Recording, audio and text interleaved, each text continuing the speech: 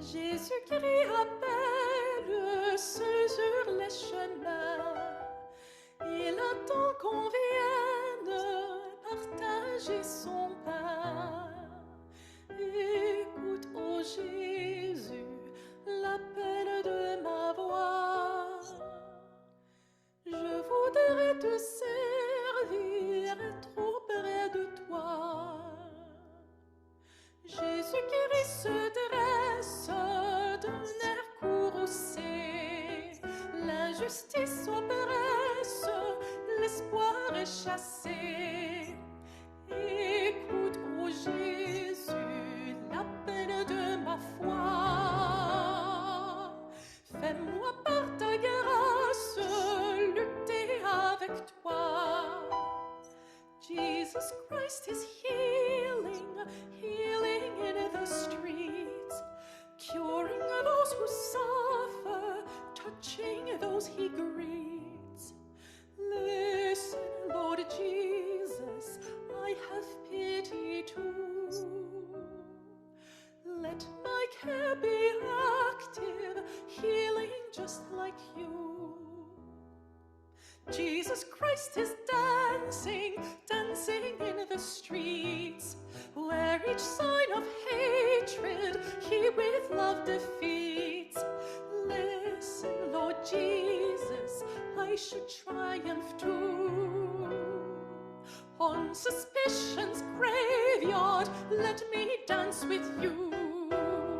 Jésus-Christ appelle sur tous les chemins. Qui veut bien me suivre, ouvre grand ses mains. Écoute, ô Jésus, ton peuple te suit. Partout par ta grâce, le guide et conduit.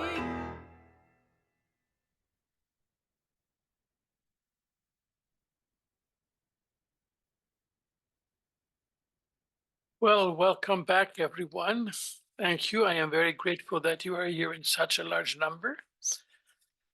Yesterday, we greeted and welcomed people for whom this is their first gathering with us. Some were absent. So I will ask again, Jennifer Carroll, are you here among us this morning?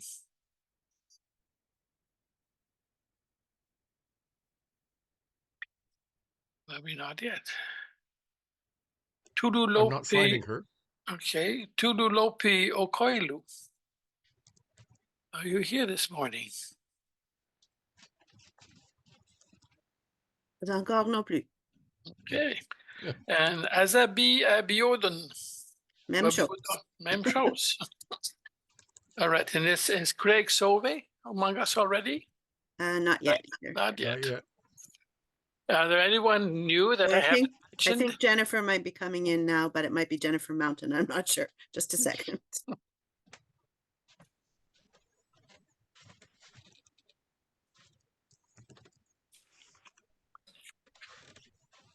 All right. She has her camera off, so I can't tell. Okay. Are there anyone here who we have not mentioned and who would like to announce themselves? Introduce themselves? I gather not. Marie-Claude Virgile. Présent. Oui, nous sommes là.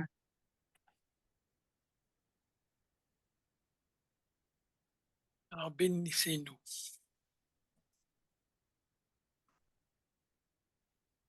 On y va? On commence? Oui. Merci.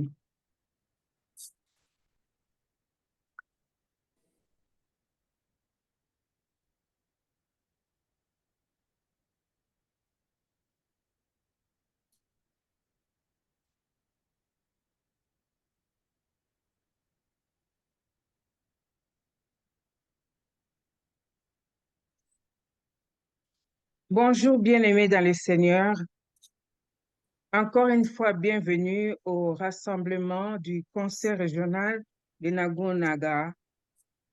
Virgile et moi vous invitons à vous joindre à nous pour confier à Dieu le déroulement de notre demi-journée, pour compléter notre réunion. Chers amis, c'est au nom de l'amour que nous sommes ici. Rassemblés en tant que corps du Christ, pour sonder notre appel à être l'Église. Pour discerner la meilleure façon d'incarner le Christ dans notre monde. Dans notre quête de justice et de compassion, d'humilité et de paix, pour l'unité qui nous est octroyée en Jésus, l'ascendant de notre assemblée. Nous commençons notre culte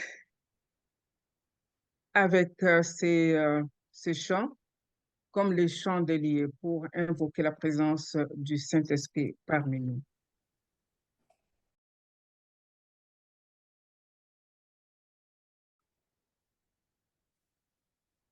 À présent, peuple de Dieu, prions tous ensemble afin que le Saint-Esprit se déverse sur nous, sur notre assemblée. Je nous invite tous ensemble de confier cette autre journée au Seigneur. Nous prions. Ô Dieu éternel et miséricordieux, Dieu dont l'Église fidèle est un tribut rendu à ta grâce salvatrice, veuille toi-même bénir l'œuvre que nous avons entreprise depuis hier en ton nom. Nous sommes de nouveau ici rassemblés ce matin dans la foi et la confiance que tu nous guideras, nous préserveras, nous défendras, nous ton peuple. Soutiens ton Église et purifie-la. Libère-nous de tous nos péchés, de tous nos pesanteurs et fais de nous les témoins de ta miséricorde. Que chaque décision prise soit en accord avec ta volonté et ta seule volonté. Porte des fruits pour la vie de l'Église et la proclamation de l'Évangile. Que ton Esprit Saint nous guide dans nos réflexions et résolutions. Qu'il inspire nos pensées, nos paroles et nos actions qui suivront. Que nous soyons les instruments de ta paix, de justice, partout et aux confins du monde. Cherchons ce qui unit, construit et réconcilie. Nous te le demandons, ô Dieu, toi qui vis et règnes éternellement. Puisses-tu, Seigneur, dans ta grâce infinie, éclairer, guider chacune d'entre nous à travers nos décisions, nos paroles. Que ce que nous allons dire ici soit en accord avec ta volonté et que ceci porte les fruits dans la vie de ton peuple et pour ton l'évangile. Que l'Esprit Saint nous conduise maintenant et chaque jour de notre vie. Par le nom de ton Fils Jésus-Christ, nous t'avons prié. Amen. Amen. Amen.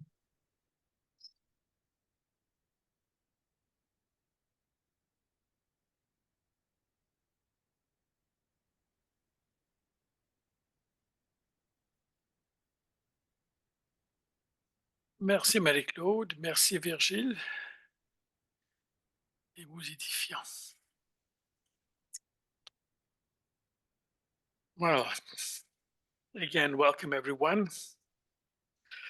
You have seen the report book. It has been attached to the convocation to this meeting.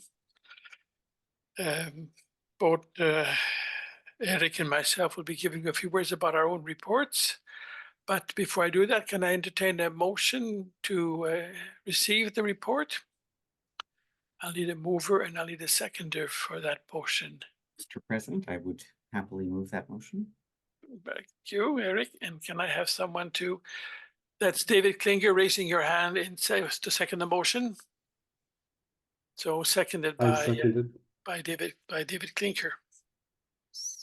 Well, you've read my report, so I won't go through it again, but I will simply read what I read at the very end of it, and I think it's comes from my heart. So in closing, I want to express my heartfelt gratitude to each and every member of the Nakonha Regional Council for their unwavering dedication, passion, and commitment to our shared missions and values. Together, we have accomplished great things this past year. And I'm confident that with the grace of God and the support of one another, we will continue to thrive and make a positive impact in the years to come. So yes, it has been a good year and it's been a hard-working year, and the next one is going to be just, I think, just as challenging. So I'm looking forward to more time with you people as we go along into the future. Eric, what have you to say? Sure. Thank you, Matt. Firstly, I think it's important to thank the team of staff that work hard to serve this regional council.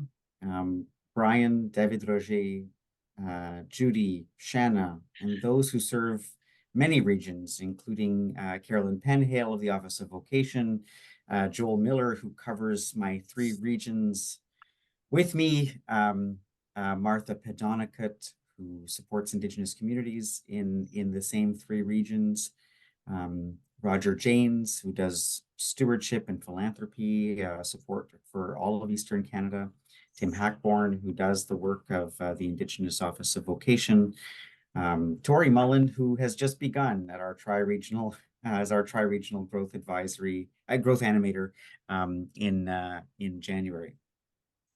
There are also a huge number of volunteers who work hard in commissions and committees on our executive and on our planning teams for so many of our activities, including planning this particular meeting. And of course, there's Marc Grenon. Marc, you've worked so diligently as our president, and I'm so grateful that you're there and grateful for your efforts this year and throughout the last couple. If you look at the manual, the role of the Regional Council is wholly focused on the life of our communities of faith. Le rôle essentiel du Conseil régional est véritablement et uniquement lié à la santé de nos communautés de foi. Le Conseil régional, lui, n'existe pas sans les communautés de foi. On n'est pas une église sans la présence dans les communautés, la face publique de l'expression de ça veut dire, de ce que ça veut dire d'être église se fait dans chacune de vos communautés. Il n'y a personne qui peut se joindre au conseil régional en simplement devenant membre du conseil régional. Il faut passer à travers de nos communautés de foi. Notre existence est là. Et la santé de ces communautés-là doit être notre priorité. We have to find a way to give people the opportunity to find a spiritual home. And that really is the most important thing we can do as a regional council. And if we believe that we have a future, it's because we make sure that there are entry doors.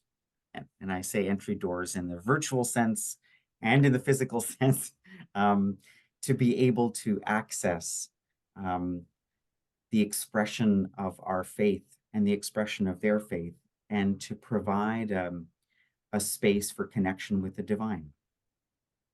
So our strategic plan is well underway, and monthly reports are being provided to our executive on progress. And just to remind you that you'll be getting full reports at upcoming meetings as we move through that process. And thank you all for the work that you do in this regional council. It is phenomenal. It is, I'm very proud to be able to serve you in the ways that I do. And we, Eric, are very happy to have you as our executive minister. We know how much work that is, and multiplied by 3. So I certainly am extremely grateful for your support and for your direction and leadership. Thank you. Thank you. Thank you. So we have a motion moved and seconded on the floor. Are you ready for the question? If so, I'll call the vote. Oh, And okay.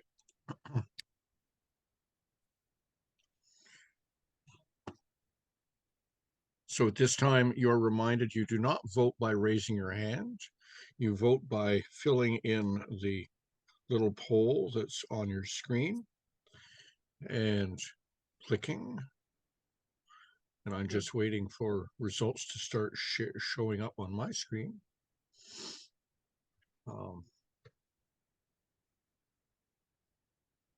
are you going to, have you seen them, Kent? No, very odd. I re-signed in to make sure I would. Just have a second. Let's see if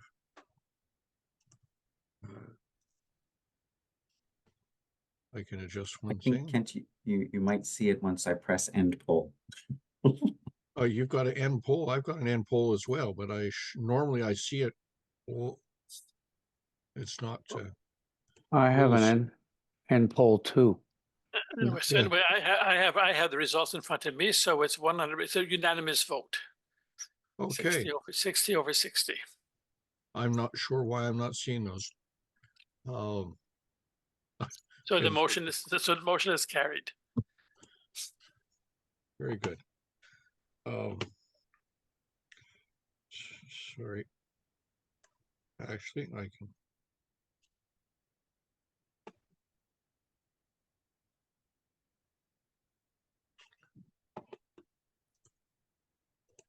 All right. All right. Are we okay to continue? So our next item.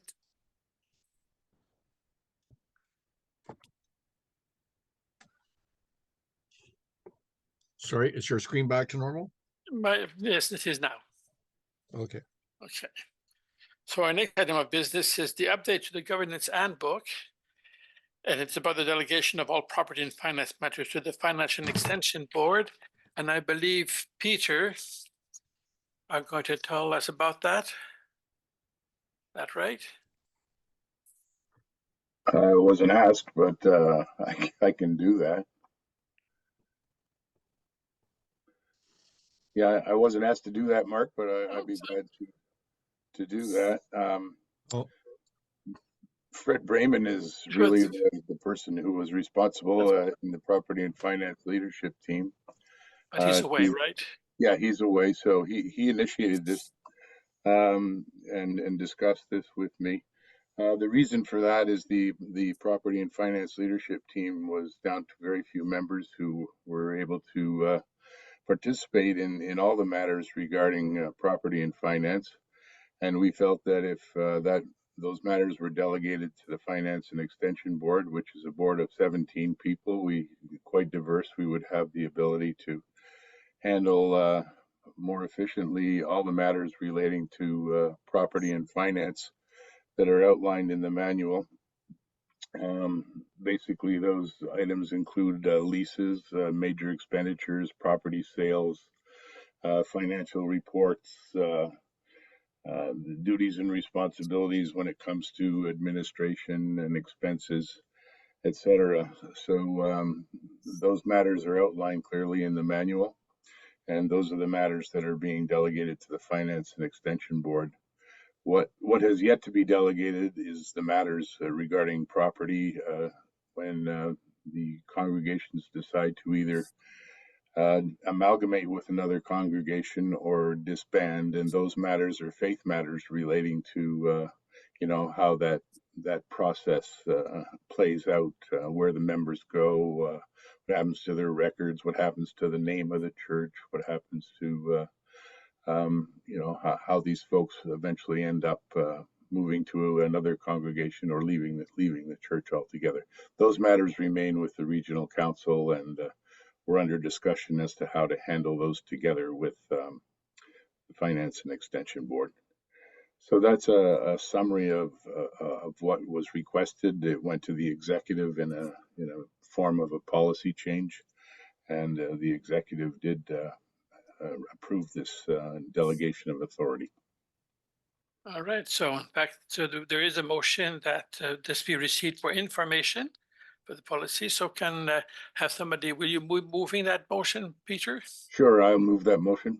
Yes. And can I have someone to second that motion? David Klinger? I get it, that's seconding. So are there any questions to Peter on this policy? I have Patricia. Good morning, Mr. Chair, and good morning, Peter. I would just, Peter, could you remind us the relationship of the Finance and Extension Board with the region? Yes, I can. The Finance and Extension Board is basically an incorporated entity of the United Church. That means that we have the ability to hold property on behalf of the United Church, sell property on behalf of the United Church, etc. The sole shareholder of the corporation is the regional council or the United Church of Canada. So they do have full control over that incorporation, whereas they appoint a board and appoint and elect a board to act on their behalf, and that's the Finance and Extension Board members. So that's the relationship. So if, Mr. Chair, if I may ask another question. So does that actually change the relationship No, dramatically? not at all.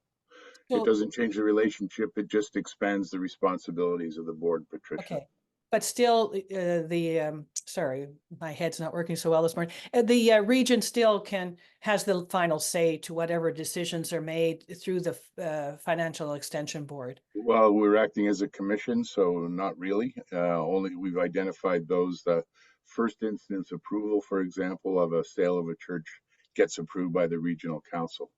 But all the final sale, the pricing, the negotiations, et cetera, are all handled by the Finance and Extension Board as a commission. So we've been given commission powers to do Okay, those. so that the region, if there was a dispute between the region and Financial Extension Board, it would then come to where to resolve it? I guess the executive. Would resolve it, okay, thank you. Okay, thank you, Patricia. Are there any other Can questions? I make a comment? Who's this? Steve Lawson from Knowlton United Church. Yes, Steve. Is it a comment or a question? It's a comment before you vote. I just want to extend a very sincere appreciation to Fred Brayman, who was with us all through the sale of our church building in Knowlton United Church. He was on top of everything. He responded to every email. There were a flurry of emails where we were seeking advice, and he was tremendously helpful in the whole process all through 2023. So we want to offer a big thank you to him. Thank you, Steve. I'll make sure that Fred hears that. Other questions or comment? Rosemary Lambie. Rosemary? Yes, we've had requests through the chat for an explanation of item 4 on this document, which seems to hold the bulk of what the changes are or are not. And there is concern from communities of faith as to how they are now being shut out of decisions, particularly in terms of the distribution of funds. They have always had first right to say how they wanted the money used from their property sale. And so there's concern about, as you just said, F&E is now a commission, will make all the decisions. So where is the relationship? Who is facilitating the relationship with the communities of faith that are in transition? Because I don't see that in the mandate of the F&E board. The way the F&E board's mandate is currently written, it doesn't include, it's strictly the investment portfolios. It doesn't include any of the relationship with communities of faith. Could you explain that, please? Well, I agree with what you said, Rosemary. I think the regional council executive has to nominate somebody to deal with each matter. And I'll turn that back to Eric, because we've been discussing that over the last weeks and it hasn't been resolved yet. However, it remains the responsibility of the regional council in my opinion, to appoint somebody to work with the Finance and Extension Board whenever there's a request to come in to sell a property or disband, etc. So there has to be a joint piece of work that's handled by a committee of at least two, one of the Finance and Extension Board and one of the region, to work through these matters with the congregation. In the past, the Property and Finance Leadership Team handled all of that responsibility. And they worked with the community of faith to work through the disposition of funds, et cetera, and how everything would be handled. But we did not take that portion of the responsibility in this delegation. So Eric, are you? Yeah. So this is actually one of the key items coming up on our executive agenda this coming week. So it is one of the issues we're going to try to figure out and discern together. So that is our hope, to sort of make sure that no holes are left behind in the process. All right. Anything else? Anybody else has a comment before I call the question? All right, so we have a motion moved and seconded. Are you ready for the question? All in favor?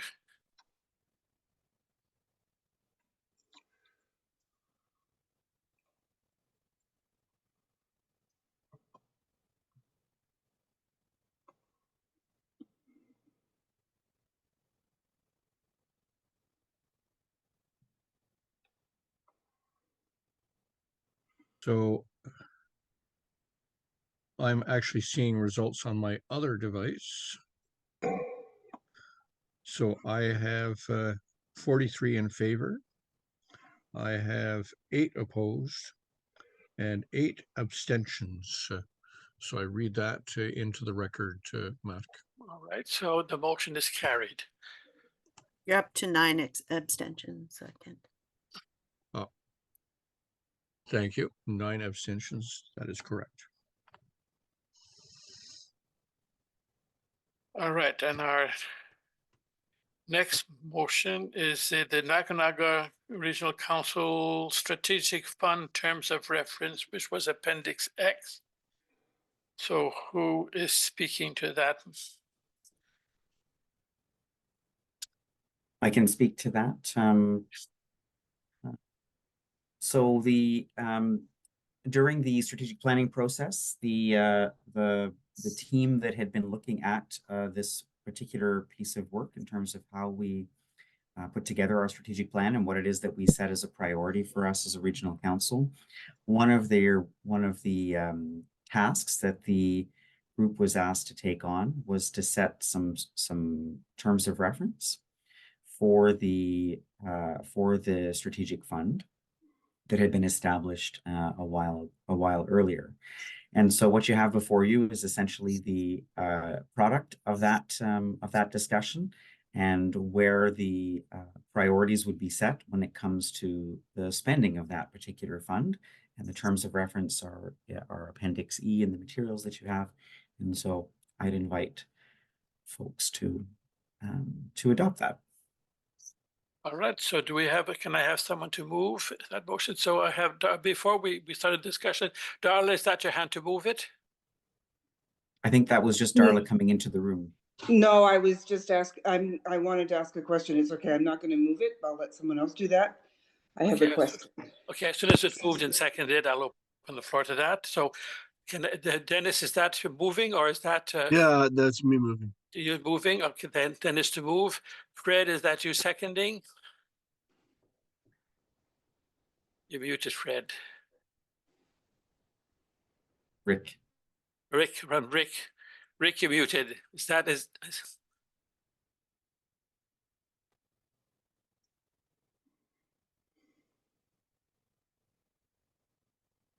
Rick, I'm trying to find out if you're seconding that motion.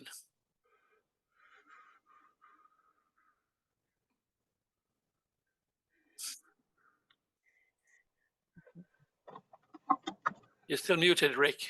I can't hear you. I'm sorry. Yes, for sure. You're second. Okay, so I have a motion now moved and seconded by Dennis and Rick. So Darla, your question? Yeah. What comment? Actually, applaud this this group and finally coming up with terms of reference for this fund. My question is about when I read the terms of reference, and chapeau, c'est des nouvelles initiatives, la croissance, le redéveloppement. Ce que je trouve surprenant, c'est que d'après ce que je lis, les octrois sont généralement autour de 10 000 $ et en même temps, vous demandez des projets qui sont viables pour plusieurs années. Il me semble que les montants sont petits pour assurer une viabilité sur plusieurs années. Est-ce que ça veut dire, comme question, does this mean that someone who is developing a plans for 3 to 5 years has to apply for 3 to 5 years for a maximum of $10,000? Doesn't seem like a lot for a 5-year plan. Eric? Yeah, no, I think that's a very fair point. In terms of the size of the granting, and in terms of the longevity question. And I think this is the kind of thing we need to be assessing as we go forward. We don't even know who will apply at this point, or whether the conditions are too restrictive, or I think in part we need to sort of be able to, you know, see how this goes in a first year's run and how much demand there is on the fund, and then make some tweaks going forward. I think that would be sort of the thinking, at least of the team that put it together. And if it's even a quarter-time position for a new ministry, even a student minister, 10 hours a week for a student minister in his first or her first year of appointment is $20,000 minimum for 10 hours a week for 1 year. If you include pension and benefits, you need minimum $20,000. So, and we all know that projects are not just, and even if you're going to repurpose a space, $10,000 gets you nowhere. We're putting a new porch on the Pengay Church. It's going to cost us minimum $15,000. It doesn't seem like a significant amount of money to me. Thank you, Darla. Rick, you had your hand up. Yes, I did. Just a good point, Darla. And I think when these criteria were established, really this is a new fund. And the word I think that has to be underlined here is the word strategic. This is not to replace the funding that is available through the whole range of other programs. The kind of thing you're just talking about, Darla, really would not be a strategic fund, in my view, proposal that comes under the numerous other programs that we do manage. So I think the $10,000 perhaps is something that can really be reconsidered, but remembering this is a new fund that is just in the process of really being built. And the money that goes into that fund is a share of the money that goes from the sale of churches. So the more churches we sell, the greater the fund becomes. So over time, yes, this could well develop into a significant amount of money, but for strategic purposes. And so I think we need to be somewhat conscious of that. This is not a fund to start paying for the kind of things you're just talking about, in my view. Okay, No, okay. No, we're not going to a discussion. Okay, thank you, Fred. Thank you, Rick. Thank you, Darla. Are there any other comments or questions? Then I'm going to call the question. So the motion reads that the Nakonha Regional Council receive and approve the Nakonha Council Strategic Fund terms of reference. So all those in favor?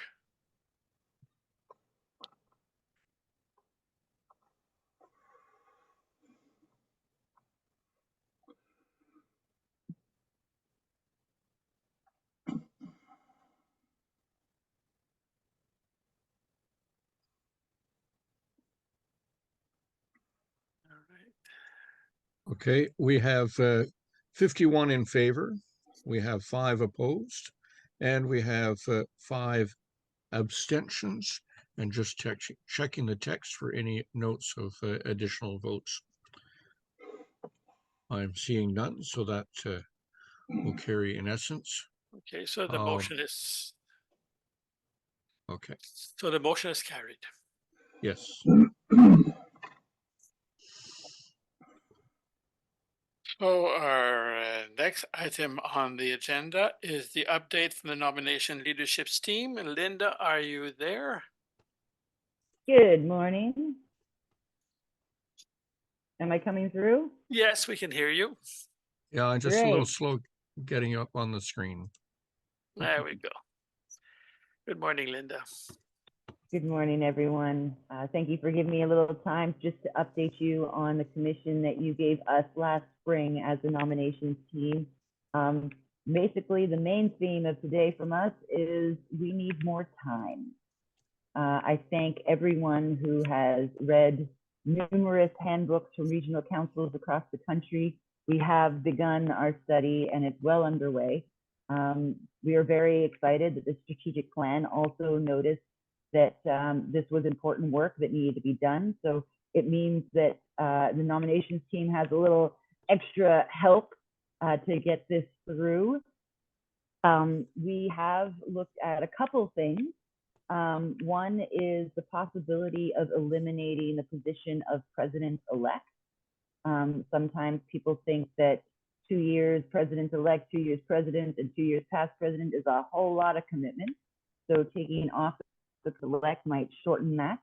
Also, it's kind of the way we work at the general council level with moderator and past moderator. We don't have a moderator elect for more than a few days in our structure. So this would be a mirroring of what's happening at that circle of our church. The other thing we're looking into is the possibility of a real restructuring of the executive. The nominations team did present a proposal to the executive, and the executive has responded. And I am very grateful for the response that the executive has given us. It gives us lots to work with and lots to think about. And I'm sure that we'll find something together to present to you in the near future. So this is our motion. It's pretty straightforward. It's just that we need more time. This is a big project and we want to do it well the first time. And so we're asking that our commission be continued for another year. Okay, so Linda, I you're need someone to moving. second it. That's right. So who is seconded? I can second that for you, Jennifer Mountain. Jennifer Mountain to second the motion. So I have a motion moved and seconded. Are there any questions for Linda? Then I'll ask the question. Are you ready for the vote? All in favor? Just a second. Just a second.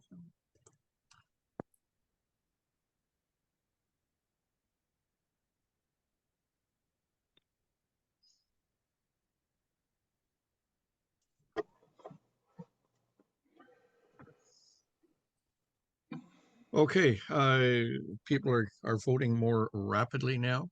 So we have 56 in favor, we have 2 against, and we have 3 abstentions. And we can add 1 more yes vote onto that. So 60 in favor. So the motion is carried. Thank you. This Thank you, means that we'll Linda. be following the current handbook for this spring nomination. Thank you. Thank you, Linda. We have somebody who's joined the meeting under the name of let me see, Google Pixel 8. Can you please identify yourself? Who is Google Pixel 8? If you do not identify yourself, I'm afraid we'll have no choice but to remove you from this meeting. Who is Google Pixel 8? Just a minute. I'll see if I can get them on. No, they don't have sound. They have no sound, Mark. They can't hear you. All right. And their camera's off. So So will you remove them from our meeting? They're connecting now to audio. Oh, they are. Okay. Maybe they're trying. We'll be patient.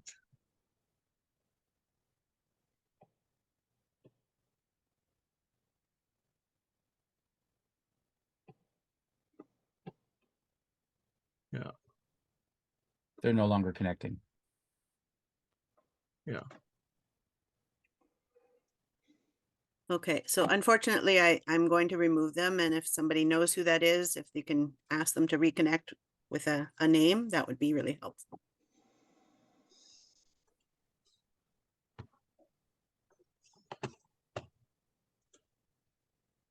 So where are we at? Have you removed them?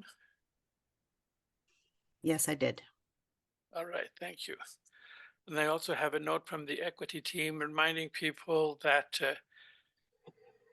voting abstention is because someone is in a conflict of interest and not because they can't make up their minds. All right, well, now is an opportunity to welcome one of our guests, Cameron Fraser, who is a General Counsel Representative, Director of Growth and Congregational Development. So, Cameron, welcome to our meeting. And you have a message for us from the General Counsel Office.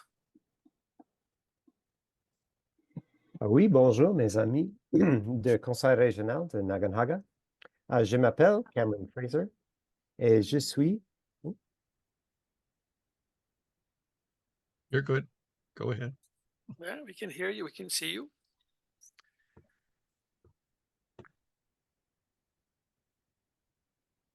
Je m'appelle Cameron Fraser, je suis le directeur de la croissance et du développement du ministère au sein du Conseil général de l'Église unie du Canada.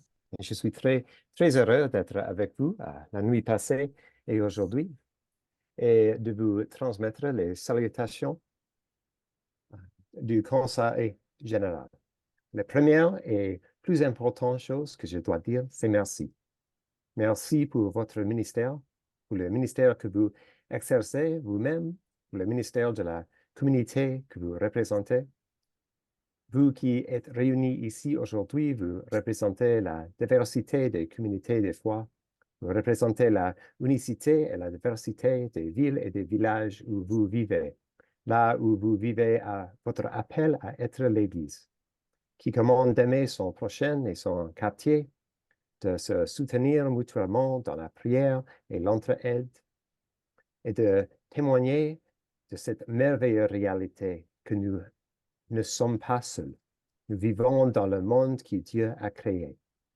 Je sais qu'il s'agit d'une période difficile pour l'Église et pour les communautés dans lesquelles nos paroisses sont implantées.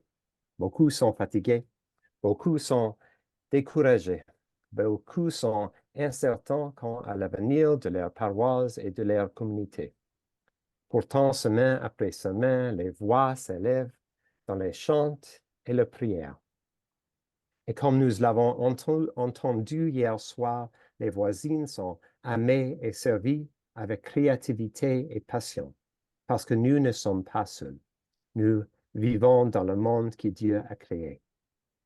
L'année 2024, c'est une année très spéciale pour l'Église unie du Canada. Le 9e de juin, nous lancerons une année de célébration du 100e anniversaire de notre Église, qui commémorera en juin 2025. Tout au long de cette année, nous célébrons la présence de Dieu parmi nous. Dans les bénédictions et les moments de fidélité, chaque fois nous avons incarné l'amour radical de Jésus. Nous allons également reconnaître les moments où, dans notre zèle et parfois notre ignorance, nous avons manqué l'appel de Dieu et causé des torts injustifiables. Nous ferons au retour ces 100 dernières années et embrasse avec enthousiasme ce à quoi Dieu nous appelle. Une spiritualité profonde, une vie de disciple dynamique, une quête audacieuse de justice. Aussi, durant le mois de juillet cet été, les jeunes et les jeunes adultes et les personnes qui exercent un ministère parmi et avec les jeunes se réuniront à St. Catharines en Ontario pour vivre un espoir audacieux dans le cadre de Rassemblement Rendez-vous, qui sera partagé cette année par l'Église unie et l'Église presbytérienne du Canada. Cet automne, la modératrice sera ici dans votre région pour présenter The Flourishing Project, son atelier itinérant sur épanouissement. Nous espérons qu'il sera une aide et une bénédiction ici comme tous les lieux où il a été organisé. Et en ce moment même, les conseils de communauté de foi sont invités à réfléchir au renvoi numéro 1 sur la création d'une organisation autochtone autonome. Merci de répondre à cette renvoi et de prier pour ce moment important de l'histoire de notre Église. Maintenant, j'aimerais terminer comme j'ai commencé. Merci. Merci pour votre soutien à Mission et Service et pour la façon dont vous vivez ensemble notre appel et notre vision comme une Église. Une spiritualité profonde, une vie de disciples dynamique, une quête audacieuse de justice. Je veux demander de prier. Prier pour le travail de l'Église, pour notre modératrice, pour notre secrétaire général et aussi pour toutes les façons par lesquelles l'Église du Canada diffuse dans chaque quartier et ville où se trouvent nos communautés ce message.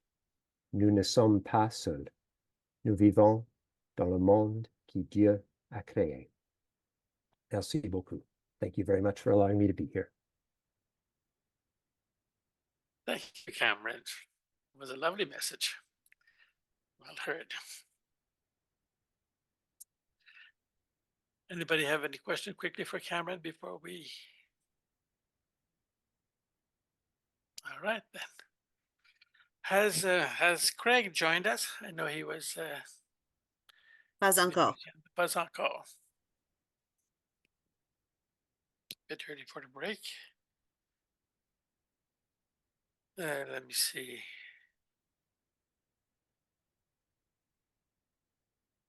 Do Tu you peux want? demander à Catherine de commencer, puis Craig. No, I think Catherine was the idea. I think was to have Catherine to come after Greg because Craig was a bit of an intro for Catherine. So we have gathering music that was intended for later. We could. Is it too early for the break? Maybe a 5-minute break? Yes, why don't we take a break? If people are wondering, we do have confirmation that Craig is on his way, so okay, that's why. Let's take a quick break and we'll gather again at 10. How's that? Okay, good. In a few seconds. So and there. So Craig, where is Craig? Craig, there we go. Hello. Welcome, bonjour, bonjour. Welcome to our meeting. Thank you for being with us, and thank you for the words you're going to be telling us and your presentation. So, do you need to give perhaps a little bit of your background? Who are you for people who do not know you? Sure.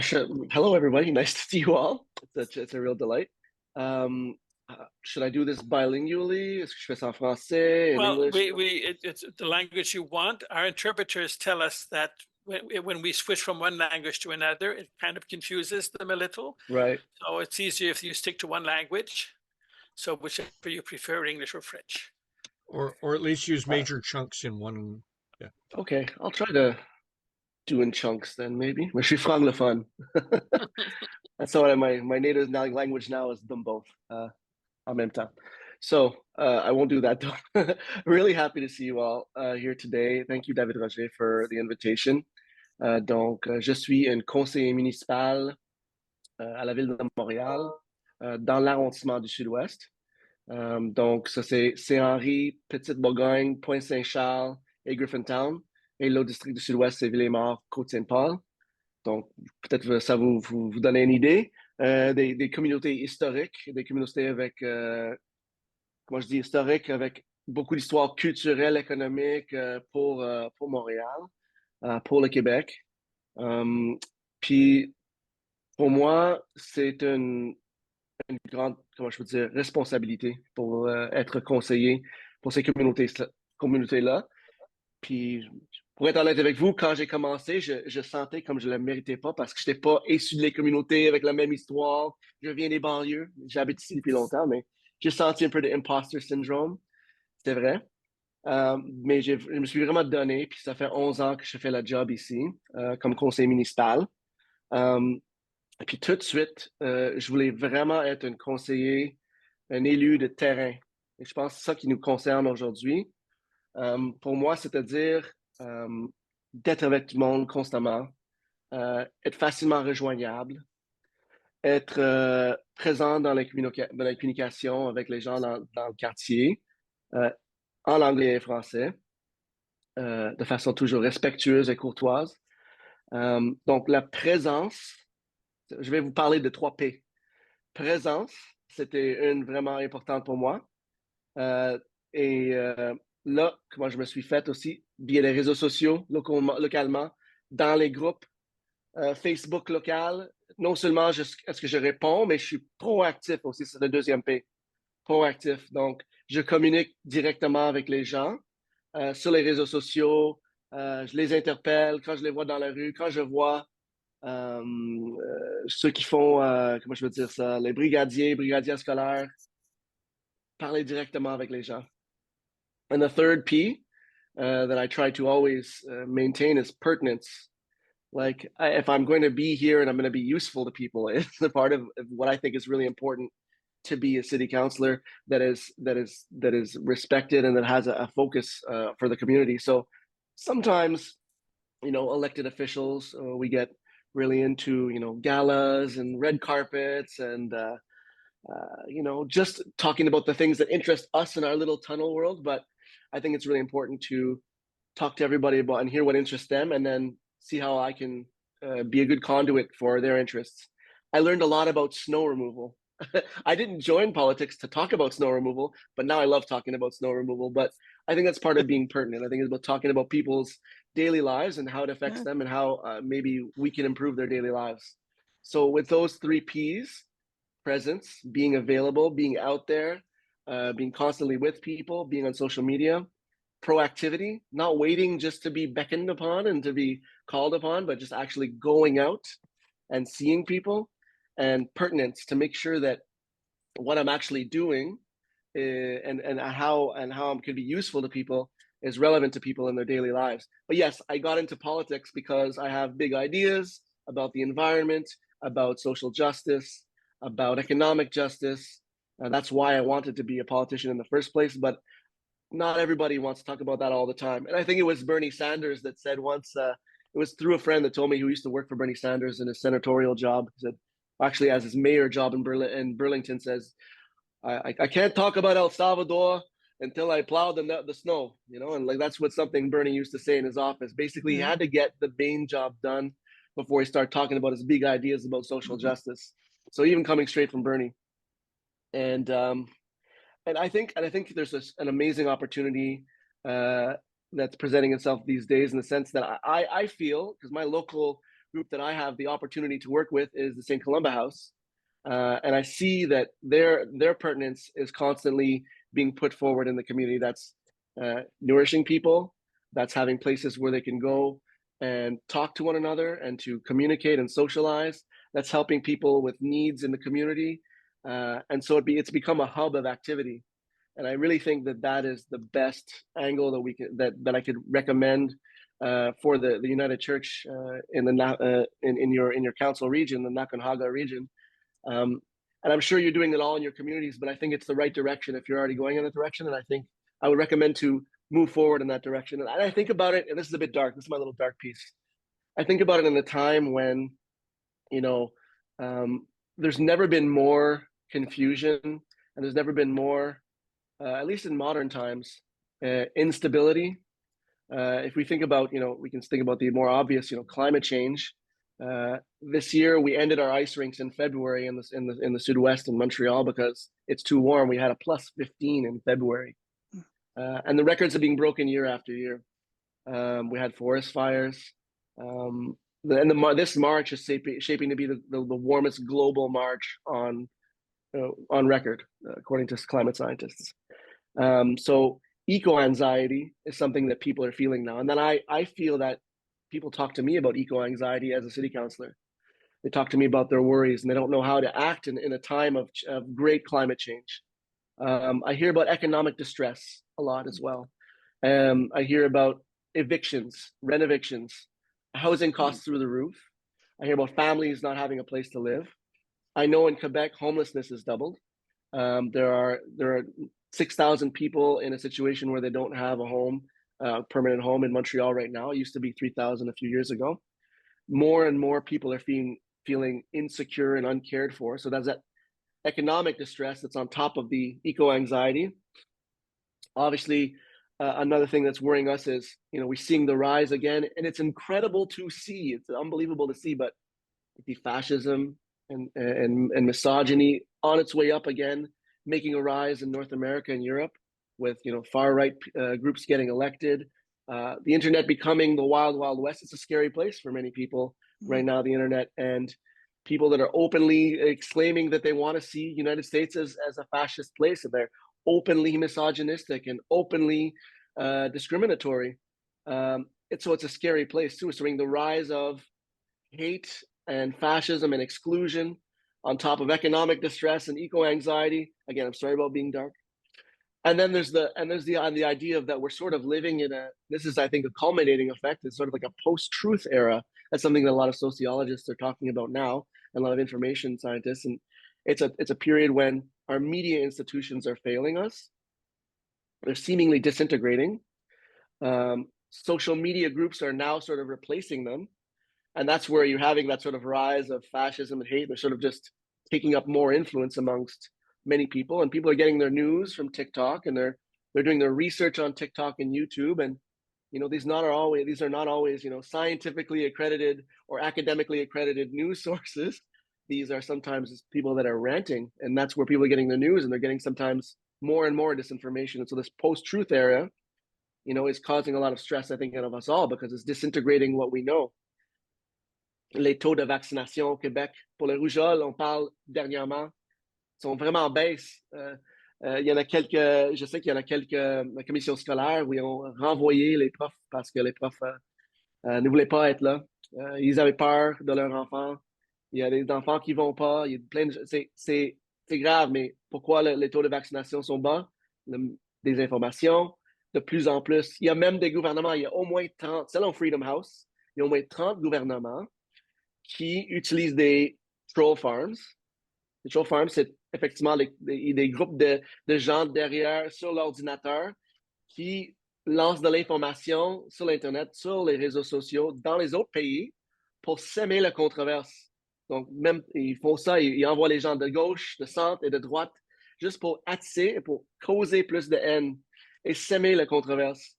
C'est fameusement utilisé par la Russie, mais c'est pas juste la Russie. Il y a 30 pays au moins, selon Freedom House, qui le fait. Justement pour créer un sentiment de on sait plus quoi faire, on sait plus quoi dire, on sait pas ce qui est la vérité, on est confus. Ça cause beaucoup de stress. Donc, on a beaucoup de stress dans nos communautés. Et je le ressens, tu sais. Je le ressens, c'est de stress éco-anxieuse, de stress économique, de stress de peur, parce qu'il y a de plus en plus de gens qui ouvertement sont haineux contre toutes sortes de groupes. Et là, l'information semble pas sur le même niveau, mais en tout cas, trop sur le même niveau, les gens qui ont juste une opinion, qui veulent ranter et causer la haine, et d'autres gens qui sont plus accrédités, académiques, scientifiques, qui sont maintenant moins écoutés qu'avant. Donc, c'est un moment où je pense, et c'est vrai que c'est dark, là. J'ai quand même confiance, puis je me lève avec un sourire à tous les matins, quand je me lève le matin. Mais c'est une période de grande instabilité. Et c'est là où je trouve que les institutions comme l'Église unie sont tellement importantes. Toute the pastoral care, all of your community involvement, all of your events, talking about these things openly, bringing forth these things that you do. And I've seen it, at the Columba House, and I've seen it in other churches. I think it's so valuable, and I think it's going to be more valuable. Historically speaking, we know that sometimes religious movements tend to start in a period of great strife, when there's lots of war, when there's hunger, and that's because people need a place to turn. And that's why I think, with the United Church's progressive values, with your values of inclusion, which are so clear and so strong, I think you are just so well placed and so useful, potentially even more useful to our society, to provide these third places, these places that are neither work nor home, but where people can go and people can talk about the things that are distressing them, because we are all feeling stress. And despite the smile on my face, I'm feeling a lot of stress too. And so I like when able to talk to other people about their eco-anxiety or their economic distress or their worries about the world, I feel better a little bit. So I think you guys, the United Church is really uniquely positioned for this role in Canada, in Quebec. So that's my little speech. The first part was, being out there and going out and being proactive and being pertinent, being present in the community. And sometimes that's the hard part because, social media is a scary place, but being out there and inviting new people, that's an important part for me. And then the kind of care that you guys can provide and the kind of discussion place and that third place, I think is so essential, which city councilors are a little harder to provide that thing, but I think you're uniquely positioned for it. So that's how I see potential for the United Church in Quebec. And I hope that's a pertinent discussion piece for you, and happy to hear what Catherine's going to say as next. Oh, thank you very much, Craig. Yes, so we thought it would be particularly interesting. St. Columba House is in your neighborhood, in your ward, and so I'm looking forward to hearing Catherine complimenting your words. So welcome, Catherine. For people who don't know you, perhaps you can introduce yourself a little. Sure, I'll do that. So my name is Catherine Piggott, and it's been my honor to be the executive director, an interim executive director, since January 2023. So I'm really appreciative of this invitation, just to give a bit of an update in terms of the work of St. Columba House, and a real shout out to Craig for being a wonderful local councillor and for making sure the sidewalks are clean, but also bringing a wider vision to the work that he does. It's amazing.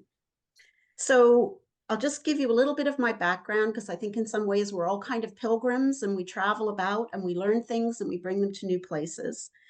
So most recently, I worked at the region of Waterloo in Waterloo, Ontario, and I was the manager of Healthy Communities and Policy. And the really wonderful thing about my role is that I worked both in an urban setting in the cities of Cambridge, Waterloo, and Kitchener, but I also was deployed in the countryside, and I worked a lot in the townships of Wilmot, Wesley, North Dumfries, and Woolwich. And the one thing I learned over my 22 years at the region of Waterloo is just how much urban and rural areas share in terms of social and economic struggles. They all face issues related to housing, home care for the elderly, food insecurity, and social isolation. Although I'd say the lack of transportation is a particular rural challenge. In terms of my overall career, it's been focused on what's known as the social determinants of health, which really looks at things that keep individuals and communities healthy, and things that we can do at a community and individual level to make sure people, if they're not healthy, brings back health. So another little bit about myself, although I promised to stop there, is that I'm a long distance cyclist. And my most enduring memory of the Waterloo region is the Guelph to Goderich Rail Trail. It cuts through Mennonite farm country, which is home of some of the most productive agricultural land in Canada. The soil is rich and the soil is fertile. However, the rail trail was built on a former railway track that cut through and ruptured this farmland when it was built in 1907.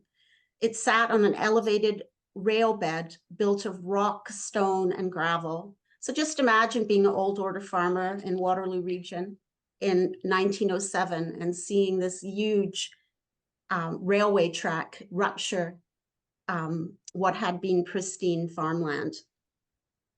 However, miraculously, decades after the closing of the railway line, apple trees now line the rail trail.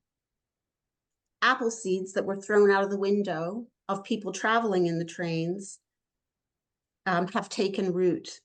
They now cocoon cyclists from the winds and provide nourishment after a long day of cycling.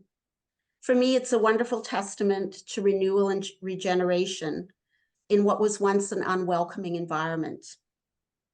So now let me take you from that rural musing to downtown Montreal, to Pointe Saint-Charles. And if I can build another image in your minds, I'd like you to think about St. Columba House, which is really a bit of an old building, which has perhaps seen better days, that is in downtown, really in an urban setting in downtown Montreal. So since 1917, St. Columba House has advocated for social justice and improved the quality of life for low-income and isolated residents in Pointe Saint-Charles. St. Columba House operates a wide range of intergenerational programming, and it's proudly a community ministry of the United Church of Canada. And of course, the other community ministry in Montreal is the Montreal City Mission.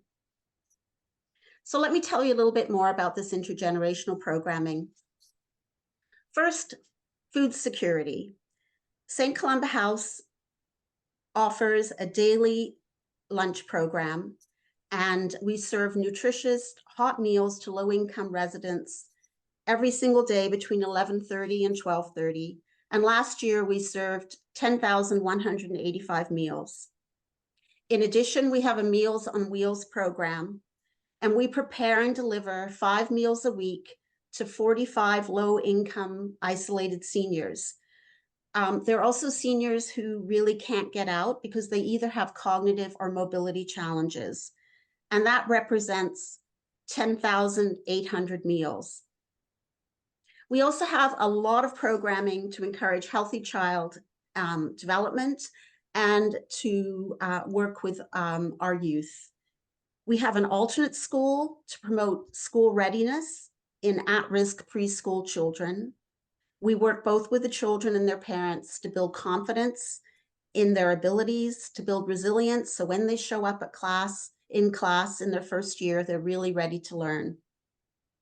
We have an after-school program for 36 elementary school children, and I do find earplugs a really important part of my workday when they arrive at 3:30. We also have a summer day camp, which is for 73 children. We like to call it the small town camp in the big city, because we really put emphasis on relationships, and we're very, very committed to making sure that we don't charge a lot of money for our day camp, because we want it to be open to every child in Pointe Saint-Charles so they can participate. And the kids who come to the day camp are between the ages of 6 and 14. We have 2 skill development programs for youth, and those youth are between 12 and 15. We have a leadership development program during the school year, and then during the summer months, during our day camp, we have a counselor and training program. And this counselor and training program really is sort of job readiness. They work with more skilled counselors and staff to learn how they can animate day camp programming and really gain confidence in terms of contributing in the work world, and also, really building that self-confidence so they can go on to get other jobs. So St. Columba House also works really hard to build an inclusive community and break social isolation.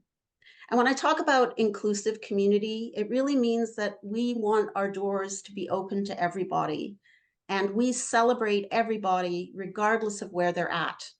And it's one of the things that I'm most proud about in terms of St. Columba House. It's a culture of wide welcome. We have a Seniors Connection program, which promotes social connection among 25 English-speaking older adults. We have a Hand in Hand program, which is a welcoming day program for English-speaking individuals with intellectual disabilities. And we have a long wait list for this program, and it touches my heart every single day when I see our hand-in-hand participants arrive, because many of them live in very difficult housing circumstances, and it is a place for them to come and be welcomed and celebrated and to really integrate into the wider community. We also have a Pass Action program, which welcomes 5 participants who have some pretty significant mental health challenges, and they are part of our team, and they work tirelessly in support of the food security initiatives that I described earlier. We also have a monthly women's group where there's dinner and discussion for women who are over the age of 55. We also sponsor a Francisation program that takes place in our basement, and we offer free French courses to 20 newcomers to Quebec to help them gain the language skills they require to integrate into to Quebec society. And last but not least, we have Bill's Community Bicycle Shop, which offers geared to income bicycle repair services. There is a bicycle revolution happening in Montreal, and you see it every day. You see it every day in terms of the increasing bicycle infrastructure. And if you have the money, you don't think about it, but it actually costs a bit of money to own and operate a bike. And so we want low-income folks to be part of the bicycle revolution as well. And that's why Bill's Bicycle Shop is so important. And there's some really interesting recent research about how having access to a bicycle if you're low income can really decrease what's known as transportation poverty, which means if you don't have a lot of money, and there are more people who don't, it really takes the edge off if you can have a bike to ride. I'm sorry, my cycling enthusiasm is coming out here. So that's what's going on at St. Columba House, and to be honest, it's quite a busy place. But we do have some challenges, and I'd like to let you know about them. I think in some ways, even though we're talking about being post-pandemic, I would say that St. Columba House is a little tired after the pandemic, because it really turned on a dime and became a major food security initiative in the southwest of Montreal during the pandemic. And I like to say that St. Columba House did not just look after an individual or a family during the pandemic, but it wrapped its arms around the entire community of Pointe Saint-Charles and the boroughs around Pointe Saint-Charles. And it brought comfort to thousands who would have otherwise been alone and hungry. It's just that after that amazing effort, the organization and some of the people within it are tired. So if we weren't needing to take a break, and of course I can't take any credit whatsoever for that extraordinary effort during the pandemic, others have to take that, thanks for that. But if that wasn't enough, there's really large inflationary pressures that are being faced by all nonprofits at the moment. Costs are really increasing. We hear a lot about the cost of living crisis at a family level, but that's also facing nonprofits. Costs are increasing, but funding levels to a large degree are remaining the same. They're flatlined. We also have to rebuild our volunteer corps at St. Columba House. And we find ourselves in an extremely competitive fundraising environment. And last but not least, back to our beautiful home, the actual St. Columba House building, it is in a significant state of disrepair. We refer to our handyman and a volunteer as the duct tape squad. They live and breathe the spirit of the Red Green show, because at times it really does seem they are keeping this building together with duct tape. So hats off to them, but it is an ongoing challenge. So now I'm going to step away from the building with St. Columba House and pick up a little bit on some of the things Craig was saying around changing demographics in Pointe Saint-Charles and some of the implications for the community, but also St. Columba House. Pointe Saint-Charles has undergone significant demographic changes in recent years. It's transitioning from a low-income community to one facing gentrification and growing income inequality. And housing disparities probably illustrate this shift the best. 33% of residents in Pointe-Saint-Charles live in subsidized housing, and 27% live in condominiums. Many of these condominiums are newly built and expensive. So we're really seeing extremes in housing choices and quality of housing, and it's often based on income. According to Action Gardien, the social fabric is strained in Pointe-Saint-Charles, and long-term residents are facing displacement and disruption. Many long-term residents also complain of social dislocation. They can no longer get a coffee at their old coffee shop because it has been closed and replaced by a more expensive dining venue. Renovictions are increasingly common, and I can honestly say that I have heard some utterly heartbreaking stories in terms of people who have been, in some instances, illegally evicted from their homes for renovations, and often older adults, and really the stories are concerning and tragic. So to recap, we have a multi-layered crisis of poverty, growing food insecurity, in some instances, unaffordable and substandard housing, and social isolation, but it's becoming more hidden amongst increased affluence. So when we think of the general phenomenon of income inequality, it's also going back to my sort of public health roots. It really is quite harmful to our health. It doesn't, even if you are not poor, there are the feelings of economic insecurity that Craig was describing. It really can start to decrease trust. It decreases trust in your community and in the political process.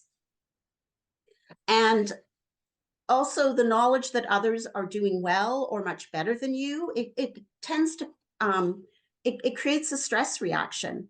And that stress reaction, it's physiological, and it releases cortisol over time. And cortisol that's continually released in your body, it damages the body over time. So this isn't just academic when people start talking about income inequality and how it's a growing concern. It really grounds itself in communities and in our own, I mean, in the body politic, but also in our own physical bodies. So how is St. Columba House addressing these challenges? Well, to be honest, I give a shout out to the staff at St. Columba House and to the board and all the people who support us. We are really doing our best to keep all our programming running and to offer a welcoming and supportive environment each and every day. We're going to be requesting making a request to the Finance and Extension Board for a $65,000 loan to carry out urgent repairs because, as I understand it, duct tape is not enough. We're going to review and consider options for the future of St. Columba House's building. We're planning and implementing a fundraising campaign with a $200,000 target, and that will begin in April of 2024 and go for a year. We're also reaching out to participants and community partners to undertake an in-depth review of all our programs to make sure they're responding to community need in the most effective way. I'm just going to give you two examples so that doesn't, it's not too high level. So we're collaborating with the Regroupement des Popotes Roulantes Québec, which is the Quebec Meals on Wheels collective. And they're going to help us identify ways to streamline our Meals on Wheels production and delivery with the hope that we could expand our service over time. And in terms of our children's programming, there's really solid research that play therapy is an amazing way to reduce anxiety in children, get past trauma, and to really alleviate behavioral concerns. So we are working with Concordia University, the Department of Play Therapy, and we're partners, and we're seeking out funding so we can integrate play therapy into our children's programming through staff training and augmenting the quality of that service. So it will be it will change the way we're developing children's services over time. And lastly, we want to reach out to all our partners in the United Church to thank you for your generous support, because we are really thankful, and explore new ways of working together.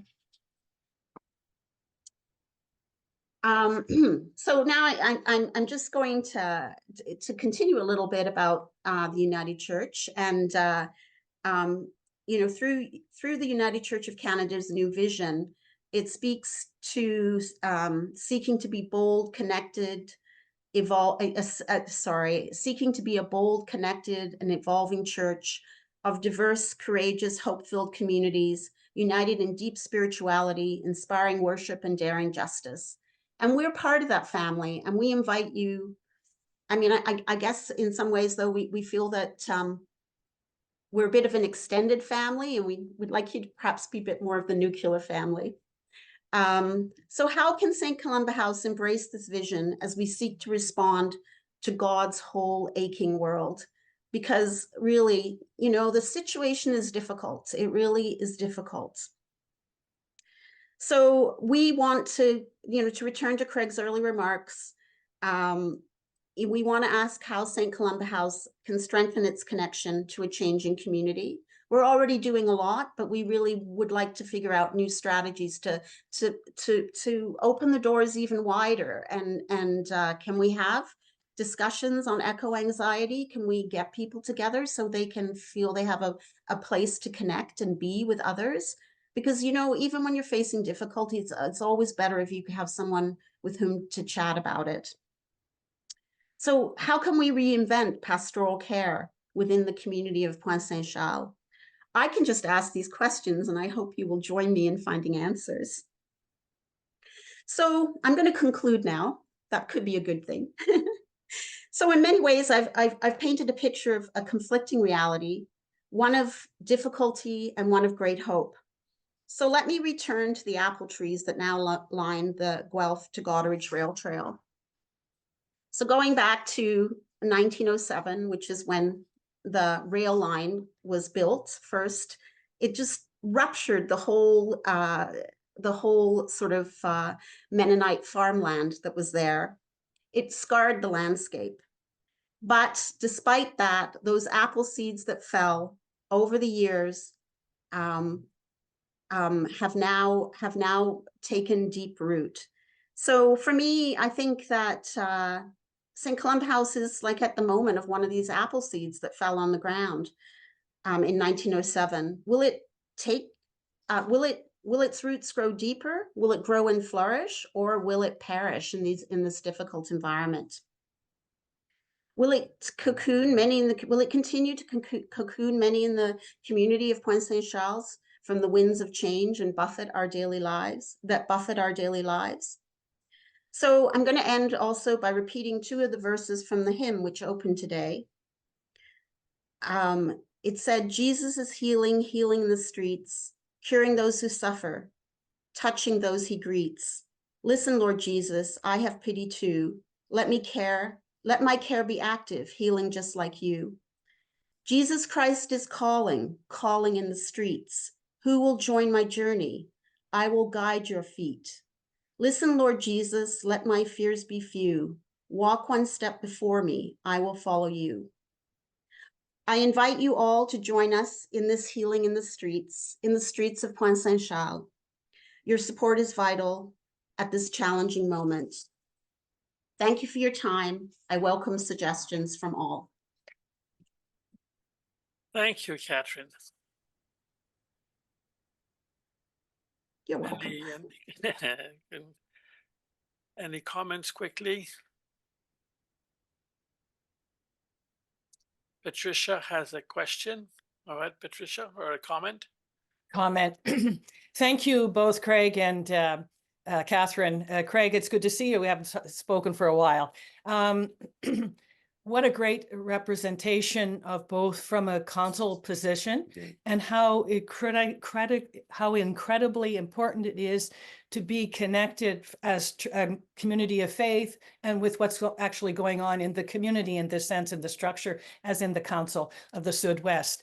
And St. Columba House has been recognized by the Council of Sud-West on a very auspicious occasion as being entered into their Golden Book, I think it's called, of accomplishments. So we appreciate that. And Catherine, you've done a wonderful job of capturing the story, our ministry, not just St. Columba Houses, but the ministry of the region. And my challenge to the region is, how can we be creative and active and understanding in maintaining this important reach into the community, and find ways of supporting this ministry, not just through prayer, but through other means.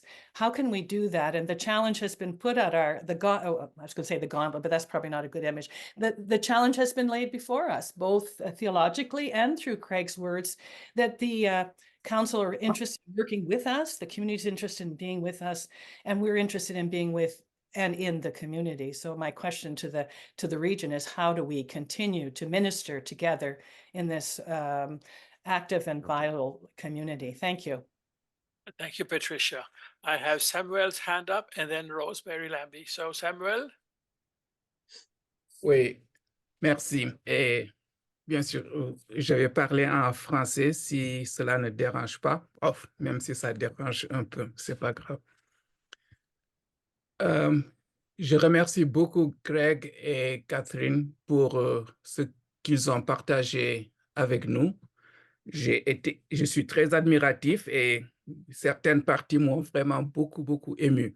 Mais comme le temps est précieux, j'aimerais poser une question qui n'est pas du tout une critique, hein. Je crois qu'on est même sur la même longueur d'onde, mais j'aimerais dire cela par avance parce que vous vous occupez du corps, du cœur, de l'esprit des gens.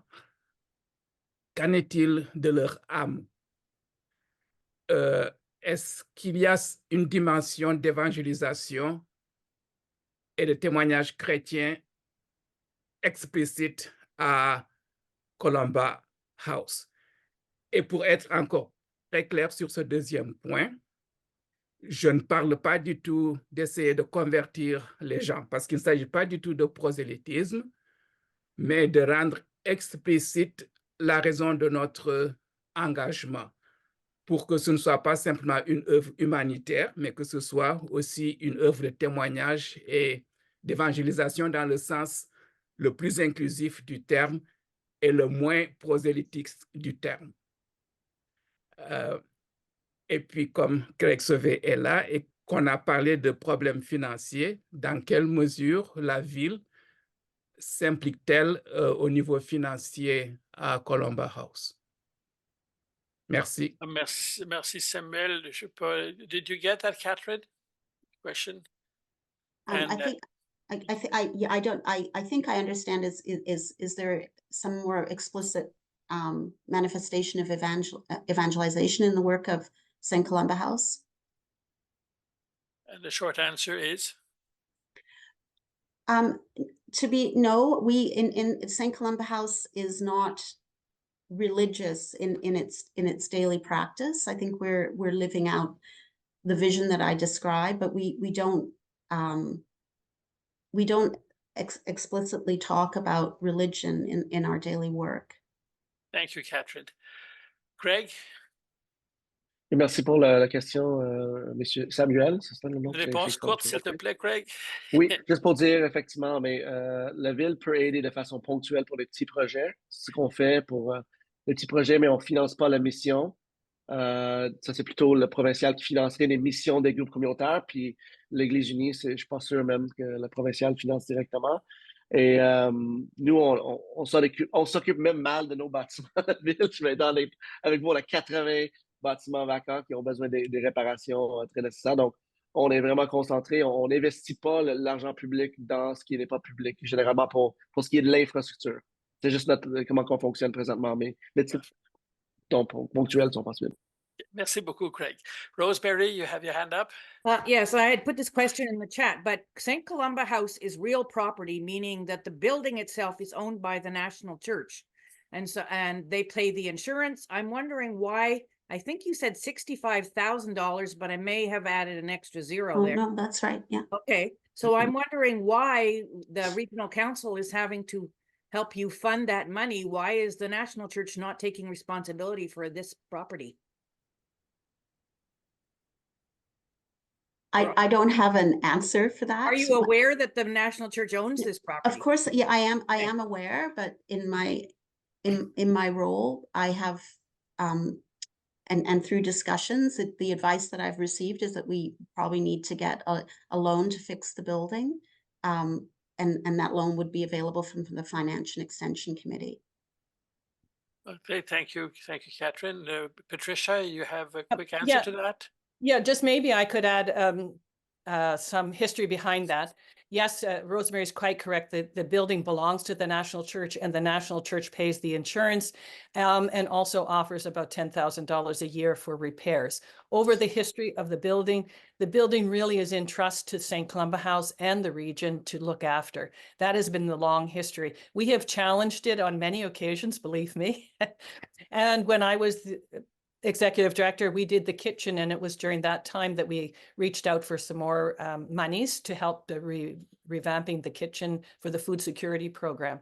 So it's been a long discussion, Rosemary, and maybe we need to raise that conversation with the National Church again. But when we do that, they say, well, we can give you the building. So I'm not sure that's an answer to our need for more support. Okay. Well, thank you very much, Patricia, Thanks, for Patricia. that. Arlen? Yes, thank you. Catherine and Craig, thank you so much. That was a wonderful presentation. And as I was listening to you, my mind was going back, and I realized that I've been in relationship with St. Columba House for 55 years now. That's a very scary thought. That's going back to the days when Deaconess Janet McGregor was there. And the things you've spoken about kind of resonated with stories even from then, but over all of those years, people like yourselves and others have continued to be faithful and to work hard and to deal with whatever contemporary issue was before them. Many of those that you've articulated today, Craig, and so there's that willingness for people to engage, and I really want to thank you for that. And in terms of the evangelization question, I remember when I was in seminary many years, excuse me, many years ago, I was invited by a Jewish friend to preside at her funeral when I worked in palliative care. And I went to Mount Royal and I presided at the service, and I didn't once mention Jesus. And I was criticized, like you can't imagine, by my fellow students for not doing that. And my comment was, if Jesus himself were doing that, would Jesus stand there going, rah, rah, here I am? Or would Jesus just do what the task was, to be with that family in that moment in the way that was appropriate? And so I think St. Columba House has been present and appropriate in many ways. And yes, perhaps there are ways that we can, be more specific in some of the things, but what's important is the presence, the work, and the ministry. And I want to thank you so much for that. Well, thank you very much, Harlan. So thank you, Craig. Thank you, Catherine, for very interesting presentations. And yes, Craig, quickly. Well, thank you so much for having me. I just wanted to say that Catherine's doing a really great job, and I'm pleased to really get to know her more and more. And Patricia Lizon and Lisa Bayer de Weaver, they're in this conversation too, are people that I've looked up to in the past, and I've really appreciated. They've done enormous work for our community. I just want to take the opportunity to thank them for their amazing work in the community. Thank you, Craig. In fact, we're going to go into breakout rooms now to be able to talk about this among ourselves. So we'll make that for about 10 minutes and of these breakout rooms. And then after that, we'll be on a break. And we will gather again at 5 minutes after 11, if that's all right. Okay. So here we go. Will you play our gathering music, Kent? Get us back in the... Yep, give me 2 seconds here to get my brain in gear. I need more coffee.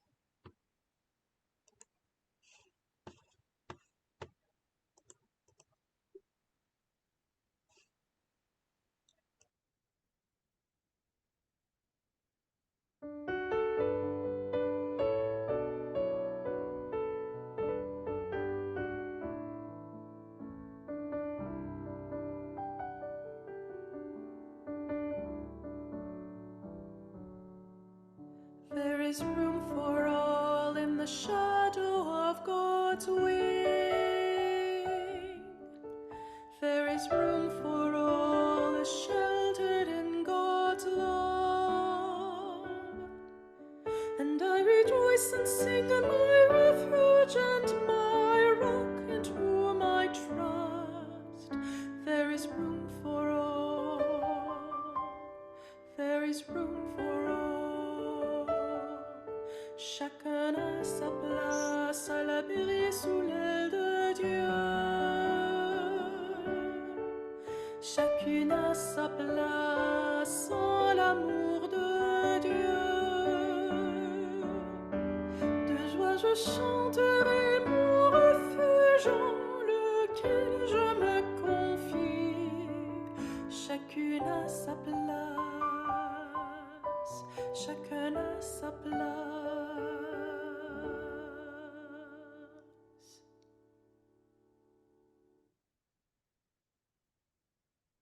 Merci. Alors, le Conseil régional a plusieurs projets en cours, dont celui que je vais essayer de construire et renforcer nos relations. Alors, Dan, will you speak to us on that? Merci. Je suis très heureux de parler de ce projet dans le contexte de notre plan stratégique. And Kent has slides for us to view. I don't know what we did before we had slides. I'm not sure how Jesus and the apostles and the early fathers and mothers of the church ever preached without slides, but we have them now. So when we consulted across the region last year as part of our vision action exercise, we heard that that there is a need to reconnect communities of faith with each other and with the regional council, and for the region to be more supportive across the divide between urban and rural areas, and not just that divide. I think there are other divides and a whole feeling of being cast adrift by the pandemic, by changes in ministry, by the shift in governance structure as we moved from presbyteries and conferences to regional councils. So we believe that we are being called to reconnect, and this comes through explicitly in our strategic plan. So next slide, please, Kent. So the very first activity in the identified in the region's strategic plan is to build and strengthen relationships between the regional councils and communities of faith. We are going to do this partially through establishing teams of visitors to go out as Jesus commanded his followers to do, 2 by 2. And teams will visit communities of faith to share food, to worship together, and then to listen and learn about the challenges facing each of our congregations and ministries, and about how they minister in their communities, whether that be in rural Quebec or whether that be in one of our cities. Next slide, please. These teams are intended to, with their visits, to enable honest discussion. The visitors aren't intended to be consultants or counselors, but they will provide, they're able to provide information in response to the challenges identified by communities of faith. But they're not meant to be in a long-term consultative relationship, but there may be things come up that the regional council can then work on with communities of faith as we try to equip each other to be communities that are able to undertake deep spirituality bold discipleship and daring justice. And next slide, please. So here is our time frame. We are currently in the very beginning phase, which is to establish and equip our visitors to prepare the materials that we will use to write the invitation to you and your communities of faith to participate. So that invitation is going to go out by the end of the month, and it will clearly state what it is that we are doing, how you can participate, and what is expected of you in order to participate. Basically, you need to respond positively with a time frame. The visit may be after worship on a Sunday, it might be on a weeknight, it might be on a weekday or a Saturday. All of these are possible. So to identify that, it may be in April, but that may not be a great month for you, may not be great either. So all this is part of your response. And this is intended for the entire community of faith, not just the governing body. We will begin the visits in April, running through to October this year. The visitors will be debriefing each other and then having a major look back at the program as it has gone in November, and then beginning again after the winter in 2025. The goal identified in the strategic plan is by June 2025 to have visited, to celebrate, to share a meal, to have conversation with 2/3 of our communities of faith by that time. So look for the invitation coming to you, and be ready to think about it and to respond with your availability for a visit, hopefully in the near future.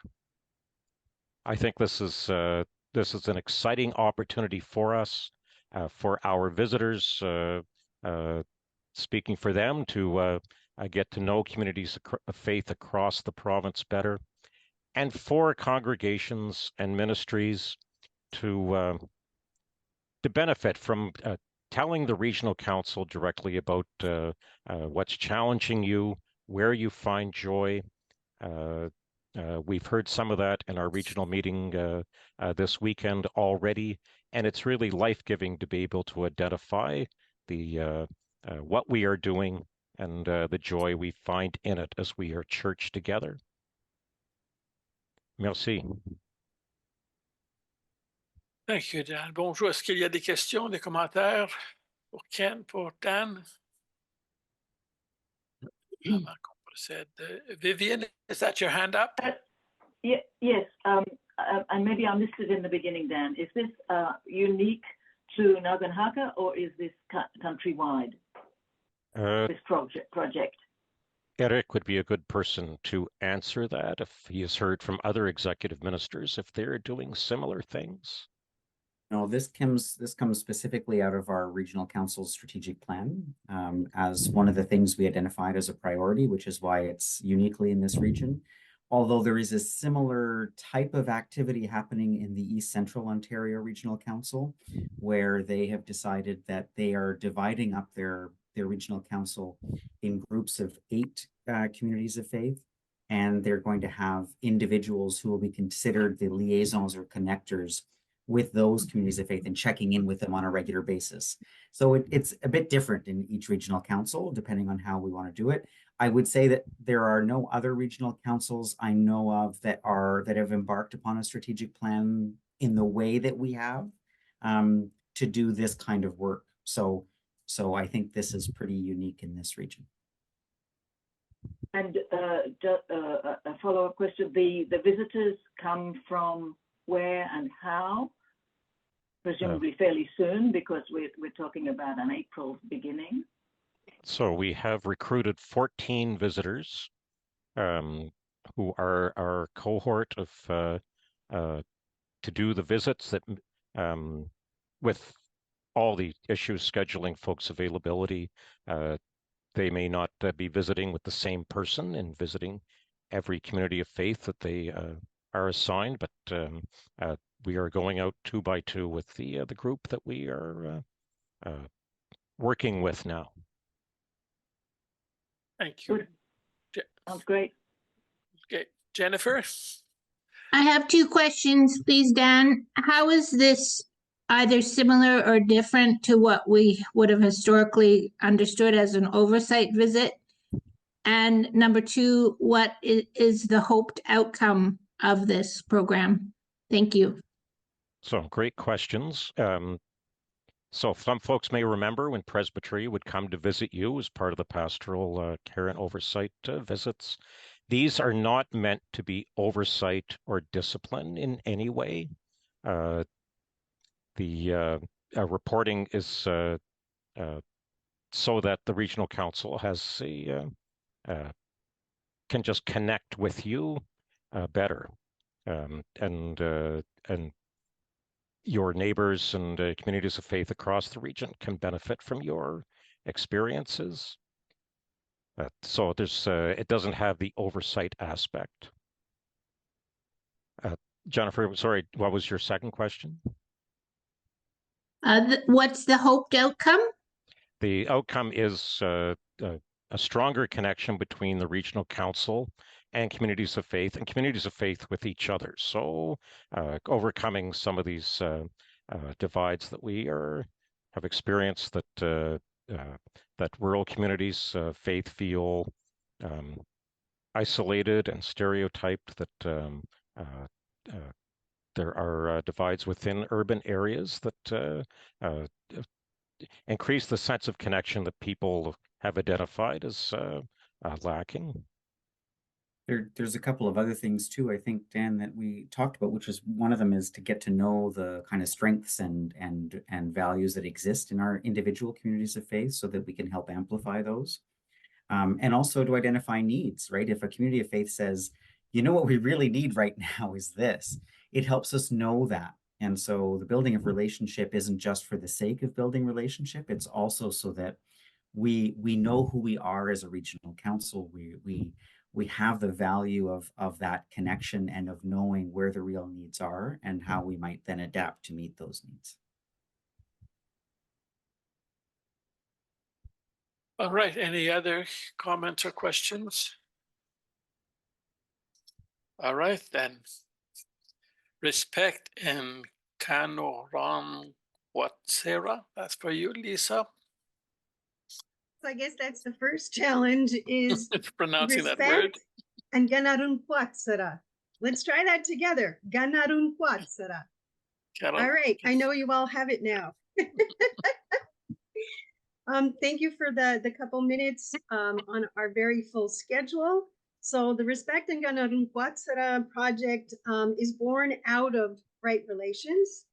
Thank you, Kent, for putting up the slide. And first I want to say thanks to the Seeds of Hope Grant and the Conseil régional Nakonha Regional Council for their collaboration with getting this project off the ground. We're really excited. We've hired a part-time coordinator, Avi Abrams, and I hope you get to meet her. Next slide, Kent. So if you go to our website, which I'll talk about a little bit later, it talks about all the different goals out of this project. So, and you can just keep clicking 4 times, Kent, that would be great. What I want to emphasize is that this project is really to raise awareness around Indigenous justice. It's to connect our communities of faith with what's happening all across the region, all across Quebec, and it's to empower us with tools to have these conversations and strengthen our efforts for lobbying, for advocacy, and for education. Next one. There we go. There's 3 parts to this project. And the first part was really building a database of getting content, rolling out our website, rolling out our social media platforms. So here's a plug. Please follow us on Facebook. Please follow us on Insta. Please follow us on X. The second part of the project was starting, and that's where we are now, is engaging people with our content. You'll notice in the regional newsletter, thank you, Judy, there's a section for Indigenous justice under Indigenous pathways. And if you click on the link there, you'll get a very informative newsletter. And that will include his history. It'll include questions that you can ponder, upcoming commemorative dates and upcoming events. And we hope that you will also send us what you're doing so we can add that information and become a hub for ongoing Indigenous justice and education issues right across the territories. Next one, Kent. Oh yeah, I forgot to say, the last piece is connecting with groups, building relationships with different Indigenous groups all across Quebec, and creating that supporting network. So where do you find this information? Well, if you go to the regional website and you click under programs, you'll see Living into Right Relations. Thank you, Judy, for the chat plug. You'll see Living into Right Relations, and you'll see the Respect and Ganarunquatsara project. Under there, it's basically divided into 4 main areas: who we are, some more information about the project; resources. Now, those resources have their different categories under food security, housing, children's welfare.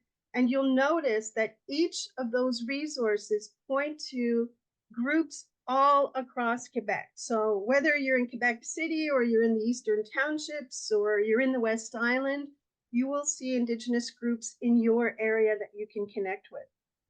The next part is there's dates to remember. So that includes current events, upcoming events, commemoration, moments in history, and the list goes on. I really love this part. It's part of, okay, who cares? What's in it for me? Well, these dates and the links you can use in your land acknowledgement. You can share moments in history to learn about the history of Canada by just looking at what happened in March 1867 or in May 2002. So these are resources to help you in your journey of learning and your journey of understanding. And the last part on the website is the newsletter. As I mentioned, something to ponder, news from Indigenous communities, and the list goes on and on. And in my last 2 seconds left of the time I have, one of the organizations we've connected with is the Indigenous Health Center of Tiohtià:ke in Montreal. And they're inviting us into relationship. And it's kind of interesting. So there's many layers to this relationship. There are 52 weeks in the month, and there's an opportunity for half of our communities of faith to sign up for a week to help with toiletries and other basic needs for people who are going to the health center. There are opportunities to volunteer and lead groups. I invite you to click on the link and find out more about what they do. And this is the first of many relationships we will be building with organizations all across our regional council territory. Lastly, I want to say this resource that we're building is for each of you, for each of your communities of faith and community ministries. We want to continue to tweak it and build it so that it becomes a hub and a resource for what you need.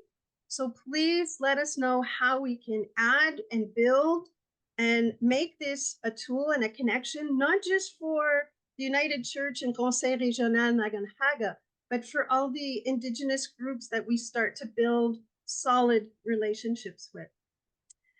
Thank you, and a big shout out to Judy Coffin for all the incredible hours that she's been putting in to get this up on the website. Note that the French resources will be up in the next 2 weeks, and do not hesitate to contact us. Yawagoa, merci beaucoup. Thank you. Any questions, if there's time?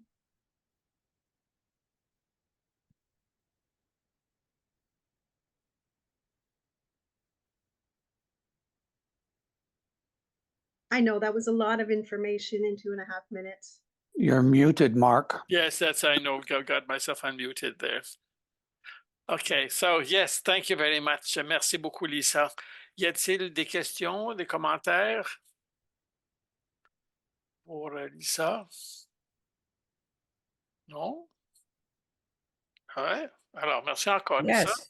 Oui, Oh, ouais. Oh, sorry. who's? Oh, sorry. I don't see. I was trying to put my hand up. Let me, it's Marion. Okay, Marion. Yeah, I just want to say how excited and inspiring I find these initiatives and extremely timely, and I'm very, very excited about it and look forward to somehow being able to participate. Oh, thank you, Marion. Okay. Other comments? All right, then we're moving into our second series of presentations. Yes. Dennis has raised his hand. Dennis, yes, Dennis. Sorry, I had a quick comment and question. Lisa, have you heard, it was recently brought to my attention that Champlain College here in Lennoxville will be having an Abenaki language class, and they're hoping to get as many members of the local community, so any folks townships way who could get to Champlain and would like to learn the local Indigenous language to support that community and that language. Yeah. That's wonderful news, Dennis. Please send me the link so we can add it to our resources. And don't forget to follow us on your socials.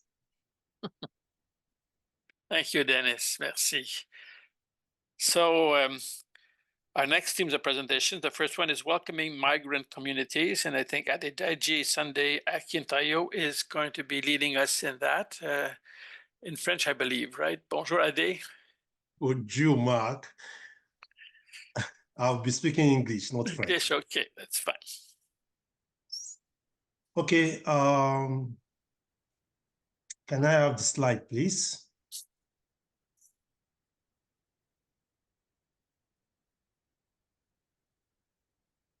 First, I want to greet everyone in 3 languages.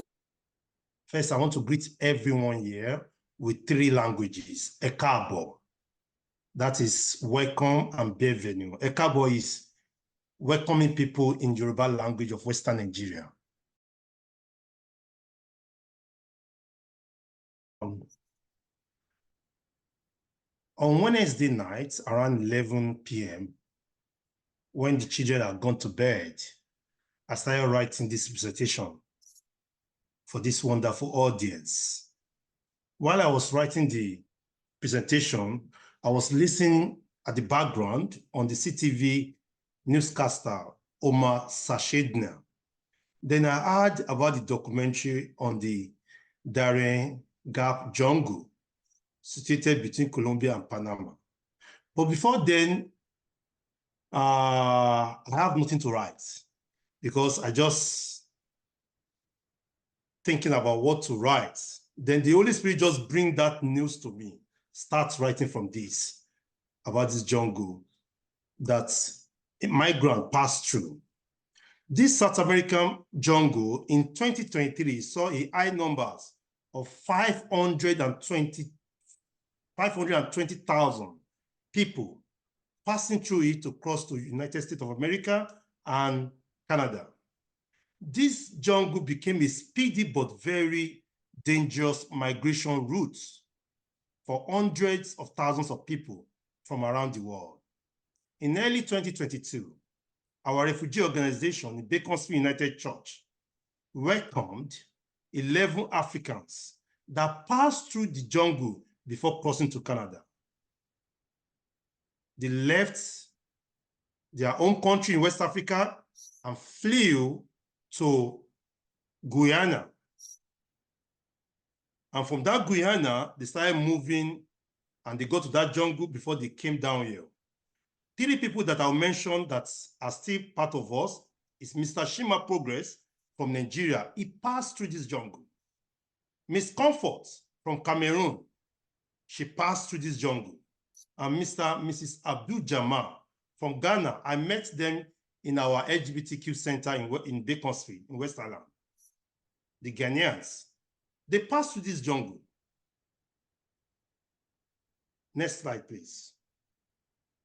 On arrival at Guyana, they will begin the journey which usually lasts for months through various countries of South America before they arrive in Canada. Now, I want us as Christians that have love in our hearts to reflect on the circumstances that causes immigrants to risk their lives passing through the dangerous Darien Gap jungle in Panama. They were driven by economic crisis, government repression, violence, corruption, and attacks and killings of LGBTQ2+ people.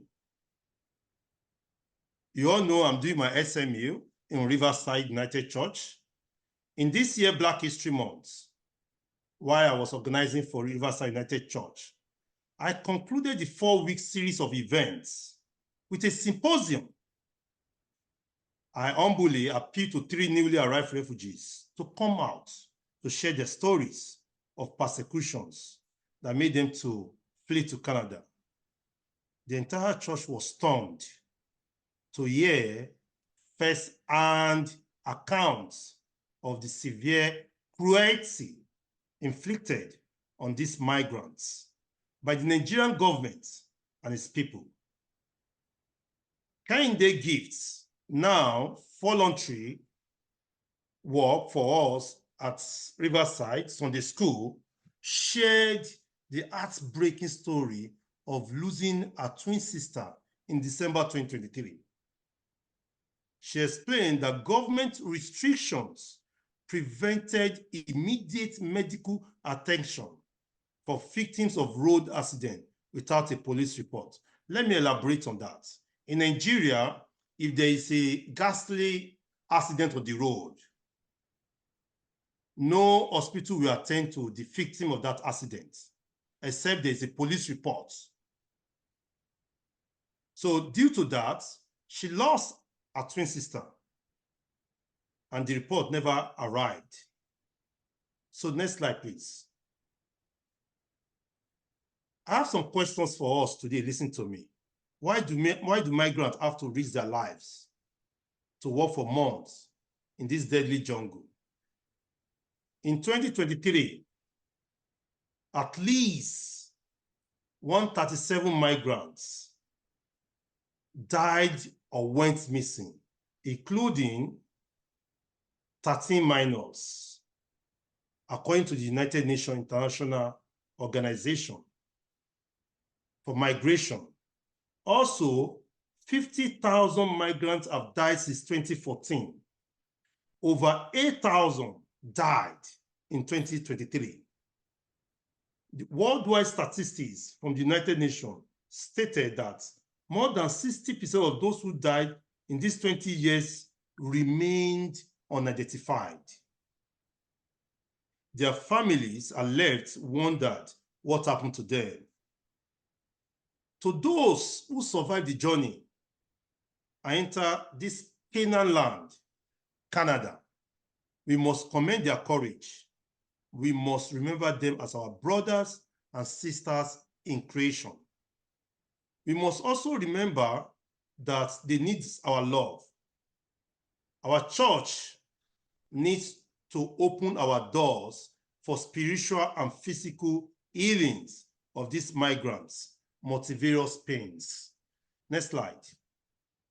Spiritual healing for the migrants.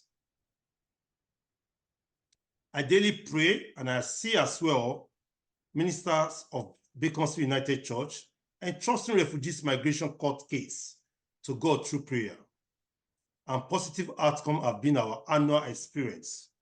Since inception in 2017, when I joined United Church of Canada, over 500 refugees have passed through Beaconsfield United Church Refugee Integration Support Program, directly or indirectly.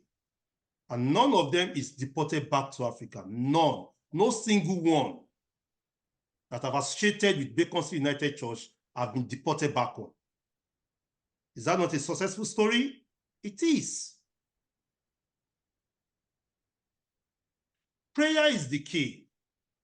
When they arrive in Canada, they need a spiritual connection with a church. And it is our responsibility as a church to welcome them and pray for them. Next slide, please. The second message that I have for you is physical healings for these refugees. I just mentioned about spiritual healings that Beaconsfield United Church and Riverside are doing. For the physical healings, the roles of our churches on physical healings are important to newly arrived immigrants. This could be highly taxed because of the magnitude of their physical traumas. Every day, I speak to refugees for more than 4 hours, calling me for one need or the other, every day. So our church needs to welcome them with great hospitality. Our church needs to do a great lot of sacrifices to make them forget their physical pains.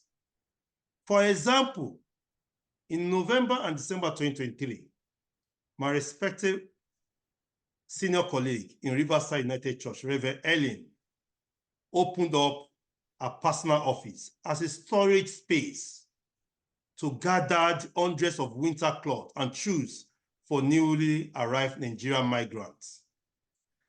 A funny incident occurred on one Sunday after we finished worship service, and tens or more than 10, like 20 refugees moved into our office and started scrambling to pick winter jackets. Mistakenly, Ellen's jacket was taken because the whole office was full of winter clothes. And people were looking for the best winter jacket. Somebody picked it up unknowingly that it's for the Reverend. So that is for you to know there's need for them. Our church must also defend and speak for the persecuted migrants. One thing that I love about our church is that the United Church of Canada is known globally for their justice advocacy. And we must collectively continue to speak and stand together against any injustice towards migrants movement in our communities and Canada at large. Our local churches should also give the migrants opportunity to physically get involved in our church activities. This will enhance spiritual and physical integration of migrants in our communities of faith. Lastly, Jesus and his family were immigrants. Joseph fled to Egypt with Jesus and Mary to avoid persecution by the brutal King Herod. Abraham and Sarah experienced food famines that made them to flee to Egypt. The Hebrews lived in Egypt as migrants for around 430 years.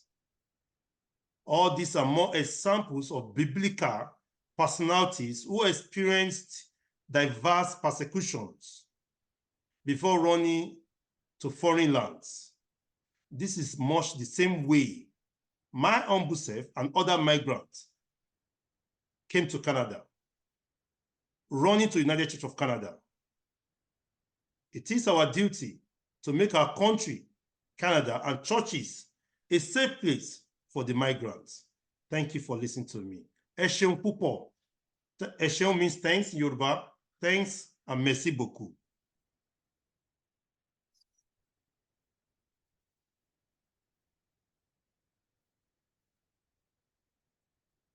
Thank you, Hadi. Merci beaucoup.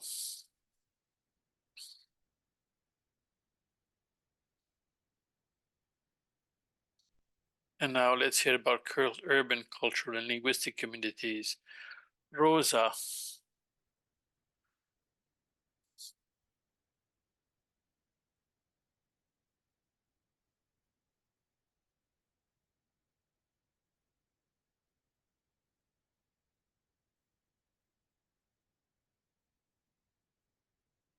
Buenos días, Rosa. Buenos días. Je ne sais, je sais pas si vous passez les diapositives. C'est moi qui va gérer les diapos. Rosa, tu pourras me dire quand. Ah, ok. C'est normal? Oui. Ok. Hola, ¿cómo estás? Bien, ¿y tú? Oh, bon, je peux parler, non? Je peux commencer? Oui, oui. Bon, la première chose, je vais remercier à Norma et à Laura Osorio pour ils nous ont fait les PowerPoint. Et je pense que vous connaissez déjà à Camino. Camino est une mission qui travaille dans les larges unités hispanophones. Et si Norma commence à mettre les diapos, je pourrais parler. Oui. Je ne sais pas comment. OK. Bon, comme vous voyez, notre culte sont tout le temps en cirque, puis sont participatifs.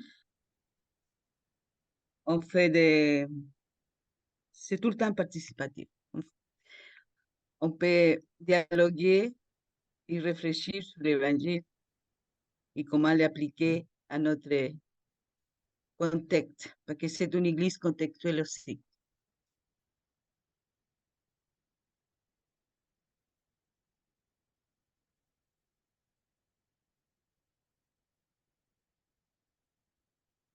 Comme vous voyez, c'est aussi, on fait des mariages et pas justement dans les bâtiments, sinon qu'on sort aussi pour faire des mariages.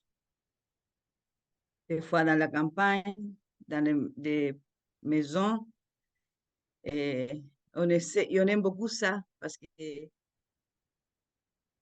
on peut connaître plus la famille des personnes qui se marient et aussi les amis. Et on peut parler dans les mariages de l'Église unie.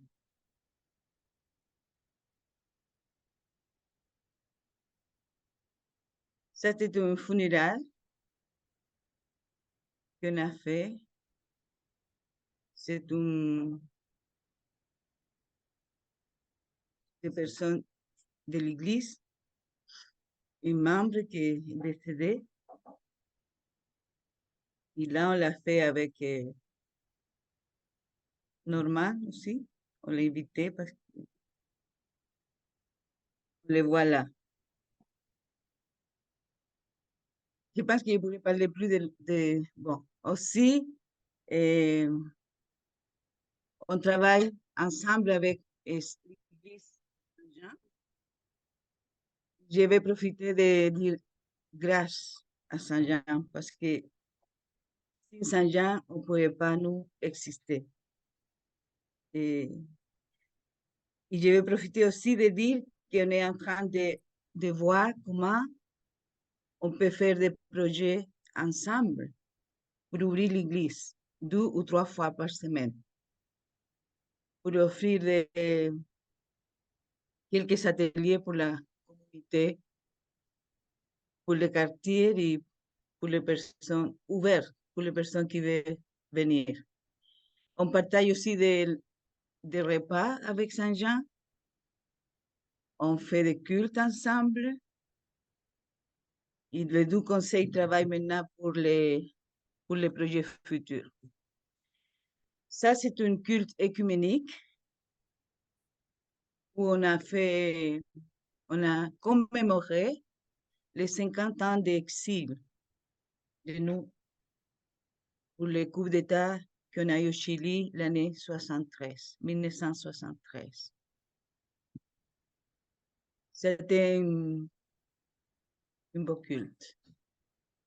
Et la communauté latine est venue puis était présente et s'est solidarisée avec nous dans cette journée qui c'est très triste pour nous.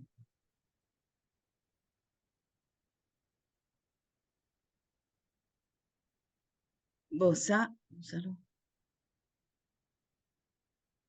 Ça fait à peu près 6 ans qu'on fête l'épiphanie avec les enfants.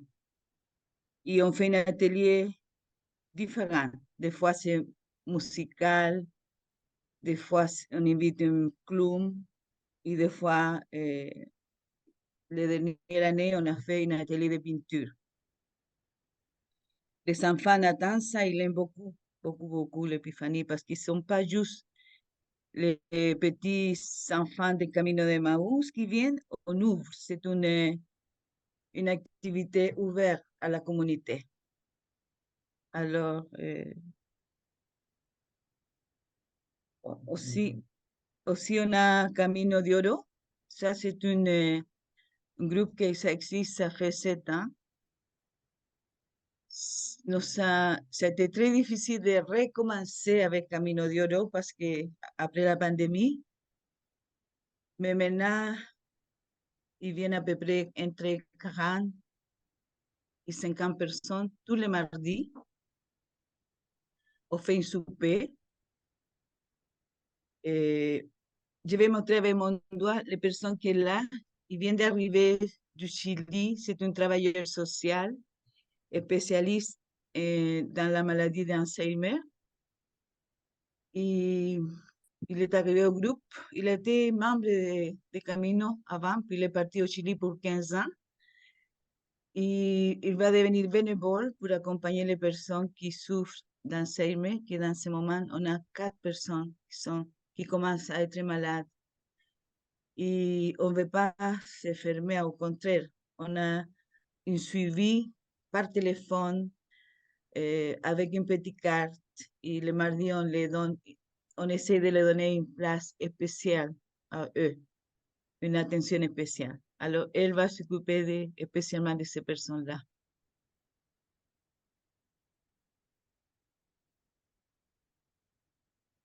Ça, c'est une activité qui ça fait 24 ans, 25 ans qu'on le fait.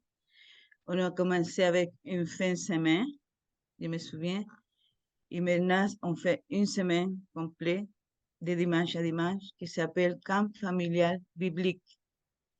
C'est un camp intergénérationnel.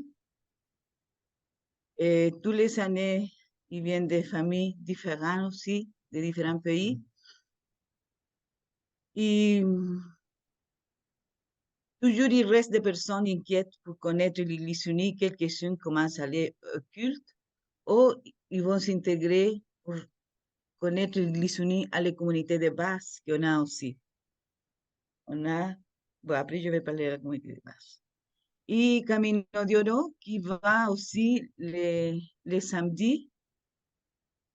On le reçoit au camp et on fait un culte et il reste avec nous toute la journée. Alors, le camp biblique aussi, on fait un culte tous les soirs. Tous les soirs. Un culte avec les enfants et avec les adultes. Ah. Oui, on a aussi d'éducation populaire et avec l'évangile.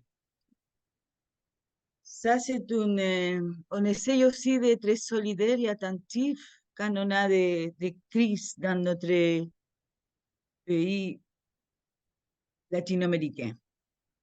Des fois, on a idée à Cuba, Venezuela, et ici, la photo du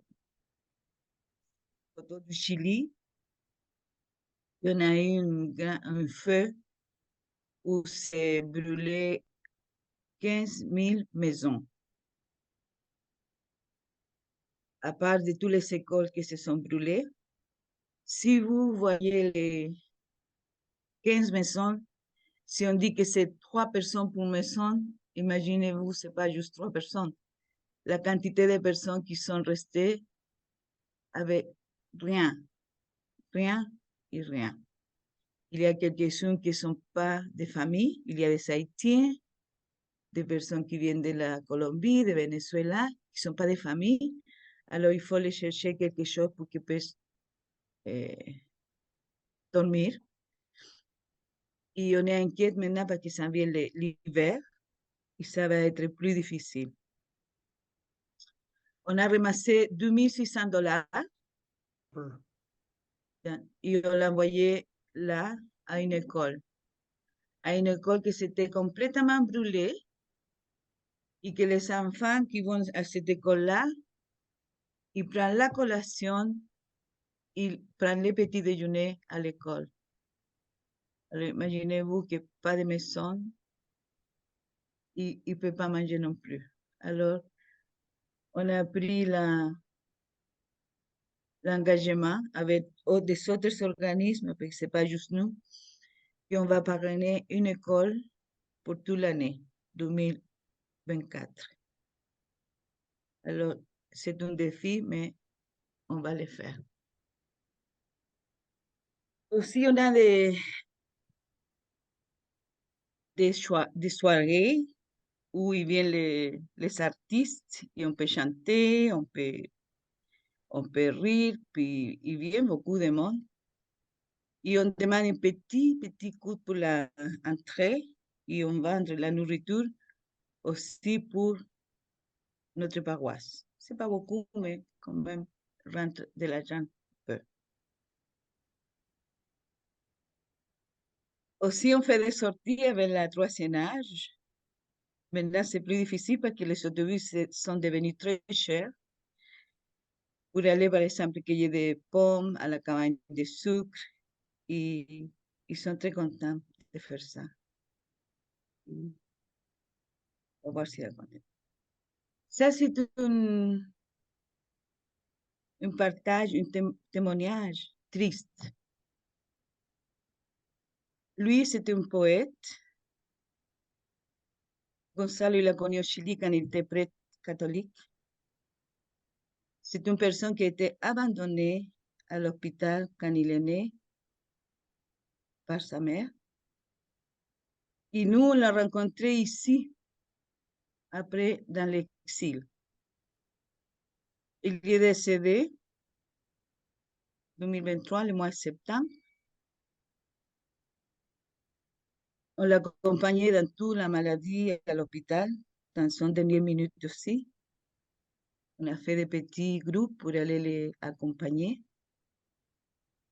Et on se rend compte que lui, il n'a pas de famille, il n'a rien. Ici, il n'a pas travaillé non plus, alors il n'a pas eu le droit à rien. Alors, la communauté Camino, bon, il est devenu membre du Camino de Maú à 66 ans, je pense, puis il était baptisé à l'âge de 70 ans. Alors, la communauté Camino de Maú a dit, on ne peut pas l'abandonner pour une deuxième fois. Il a été abandonné à l'hôpital et maintenant il faut le donner, faire une funéraire comme correspond. Alors, on a dit, qu'est-ce qu'on va faire? On a fait une collecte avec des autres organismes. Saint-Jean nous aide beaucoup. Et on a fait une très, très bonne funéraire. Et je vais remercier aussi parce que ces cendres sont dans notre bureau. On va l'enterrer à la fin de mai ou la première semaine de juin à Belle-Rivière. L'église francophone Belle-Rivière nous a donné un petit terrain pour les enterrer. Alors, on va faire une cérémonie là-bas. On va inviter à Saint-Jean, Belle-Rivière et Camino de Maús et à tous les organismes qui nous ont appuyés pour faire une grande cérémonie. Ça, c'est Luis Martinez. Ça, je pense que c'était une réunion avec... C'est avec des partenaires de l'Église unie. C'était Samer Laham et puis Annie Namala. Samuel, oui. Oui. Puis, okay. C'était une rencontre de discussion. De discussion. Sur la Palestine, je pense. Hein? Oui, non, oui, la Palestine. Entre autres. On a pris beaucoup de retard, Rosa. Alors, est-ce que tu peux accélérer la cadence un peu? Ah, vous avez terminé? On a terminé. Merci beaucoup. Bonne fête, Camilo. Oui, merci beaucoup, Rosa, pour cette présentation. Alors, nous allons encore une fois nous mettre en petites pièces pour discuter un peu entre nous de ces deux présentations et de l'impact qu'ils ont eu sur nous et nos pensées. 7 minutes dans ces chambres de ces breakout rooms. Alors, Norm, are you ready for that? Because j'aimerais bien ça. I would really like it that we not cut too short on Cameron's presentation, and we're already quite behind schedule. But I'm ready to go 7 minutes if that's what you want. okay, that's what I want. So Here we if go. you can do that, Norm.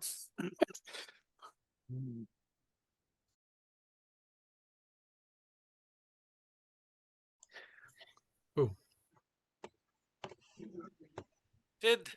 So Cameron didn't hear me when I said that I appreciate and grateful for his offer to shorten his presentation so that we can catch up on our time. But I hope that we can still have your full presentation, Cam, as much as possible. So floor is yours. Merci.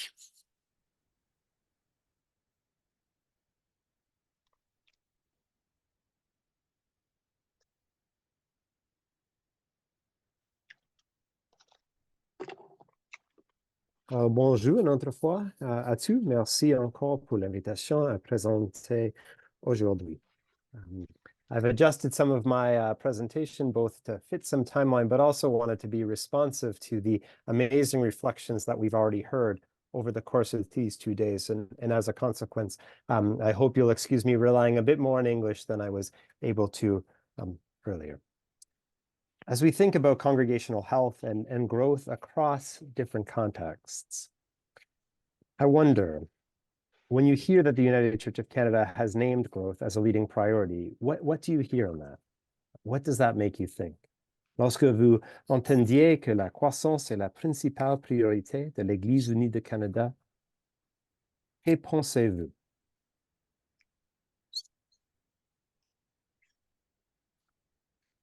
I invite you to consider how you would answer that question as we spend this time together. And particularly, I wonder how you might consider growth in relation to your community of faith, to the community of faith that you offer leadership in whatever form that leadership takes amongst.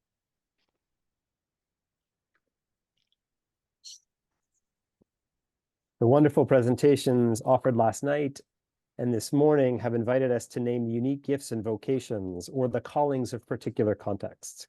And we heard stories of how communities of faith have paid attention to the particularities of their context. They have embraced who they are and accepted who they are not. And I would add, have embraced where they are, so that the love of neighbor has become not an abstract idea, but is lived in a very real and tangible way that connects with the hopes, needs, gifts, and struggles of the context in which they find themselves. To love our neighbor requires that we know our neighbor. To love our neighborhood requires that we know our neighborhood. And I certainly heard in many of the presentations a connection to the 3 Ps that Craig offered of presence, proactivity, and pertinent. When I was early in my ministry in the United Church of Canada, I heard these words from Harold Wells. What do we hope will happen in the lives of the people we want to connect with? Qu'espérons-nous qu'il se passera dans la vie des personnes avec lesquelles nous voulons entrer en contact?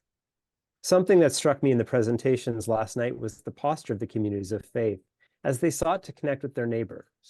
These communities of faith ostensibly had challenges. We heard about some of their challenges, but connecting with their neighbors was not seen as a way to address their own financial concerns, their own personnel needs, their own needs for more help. But they desired to connect with their neighbors out of an outpouring of their sense of who they were and the gifts that they had to offer, and out of their sense of who God is, and out of the needs of their neighbors. Some of the opening lines of Notre foi chantée speak like this. Ainsi Dieu créait l'univers et avec Dieu la possibilité d'être. et d'être en relation. Dieu comblait l'univers, restaure ce qui est brisé, réconcilier ce qui est séparé. Dieu fait vivre l'univers, guide toutes choses vers l'harmonie avec leur source. I wonder what it would mean if we were to look at our communities of faith and our neighborhoods using these words as a lens. What does it mean to believe that God is present in our community of faith, creating the possibilities of being and related? What does it mean to say that God is tending to the neighborhood around our buildings? That God is at work mending that which is broken, reconciling that which is estranged. So when we think of growth, perhaps we might consider how we can grow deeper in our participation with God's actions as they are described in these words. When you think of your community of faith, pensez à votre communauté de foi et votre quartier. Que remarquez-vous? Quels seront les signes de ces choses? Qu'est-ce que s'y entrave ces choses? When we think of our community of faith in our neighborhood, where do we see God present? Where do we see a need for being and relating, for mending that which is broken, for reconciling those things that are estranged? And what would be the signs that these things are happening? And what are the things that hinder God's action in these ways?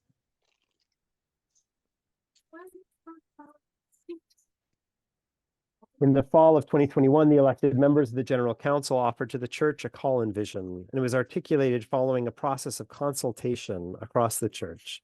Une spiritualité profonde, une vie de disciple dynamique, une quête audacieuse de justice, et aussi une vision. Appelée par Dieu en disciple de Jésus, l'Église unie du Canada aspire à devenir une Église courageuse, connectée, évolutive, une Église constituée de communautés diversifiées, portée par le courage et l'espérance, unie par une spiritualité profonde, créatrice d'une liturgie inspirante et en quête audacieuse de justice. Along with these call and vision, 6 priorities were named.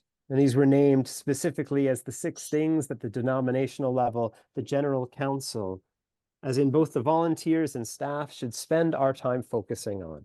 And at the head of that fish, croissance.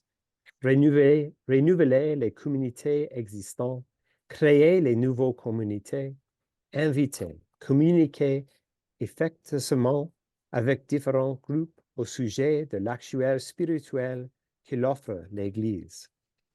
Of these 3, I want to say a bit more about renew, about renouveler.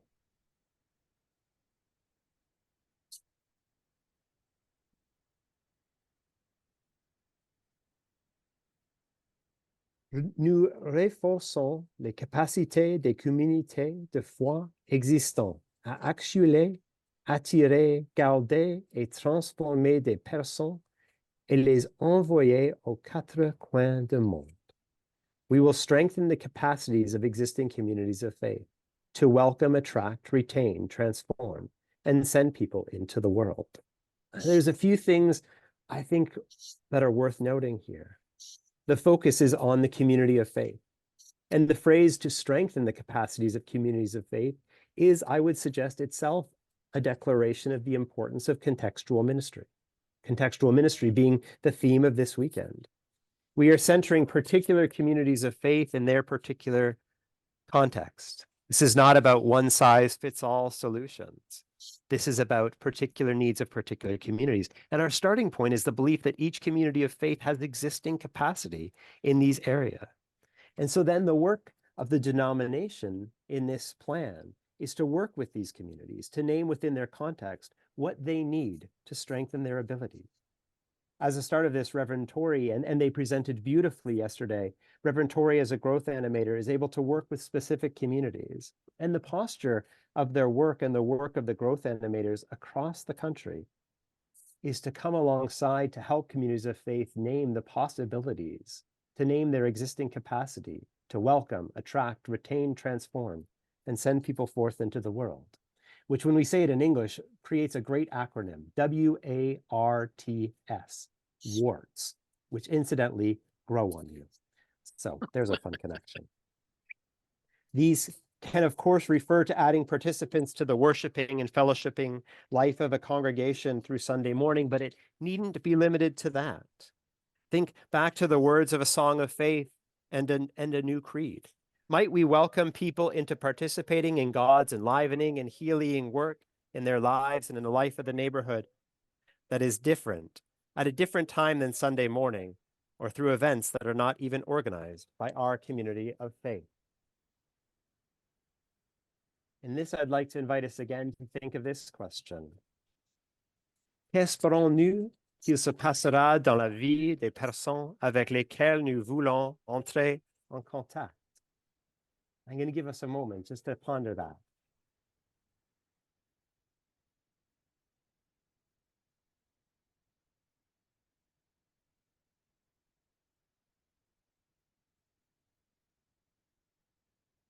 Are we seeking to extend a welcome in order to fix what we name to be the issues within our budgets, our buildings, our Sunday attendance, or our volunteer committees?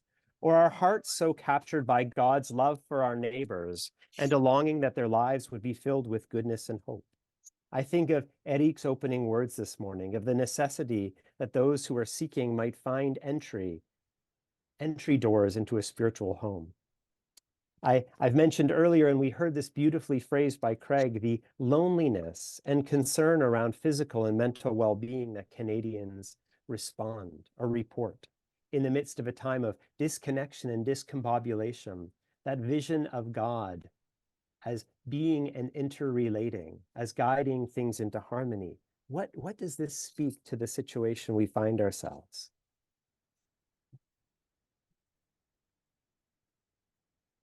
I began with this question.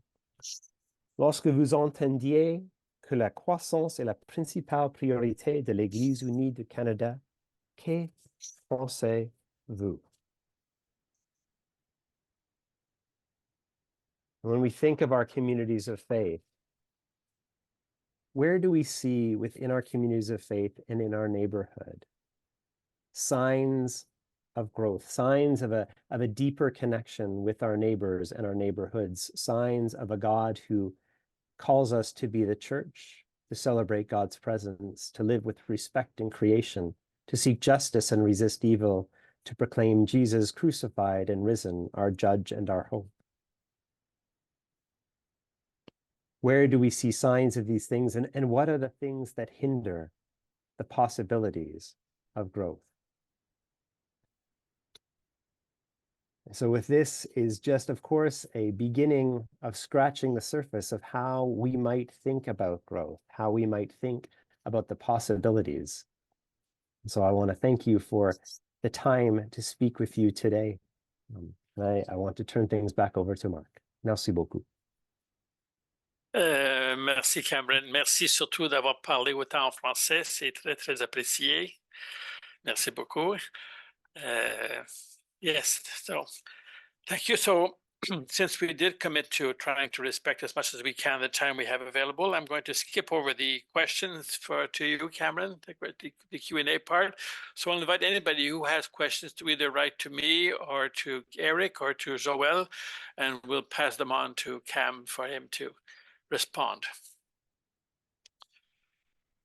So we are, well, strangely enough, we're back on schedule at 11:20 equity report. So Lisa, are you speaking for the equity team? No, I am. It's Rosemary. Rosemary, all right. Yep.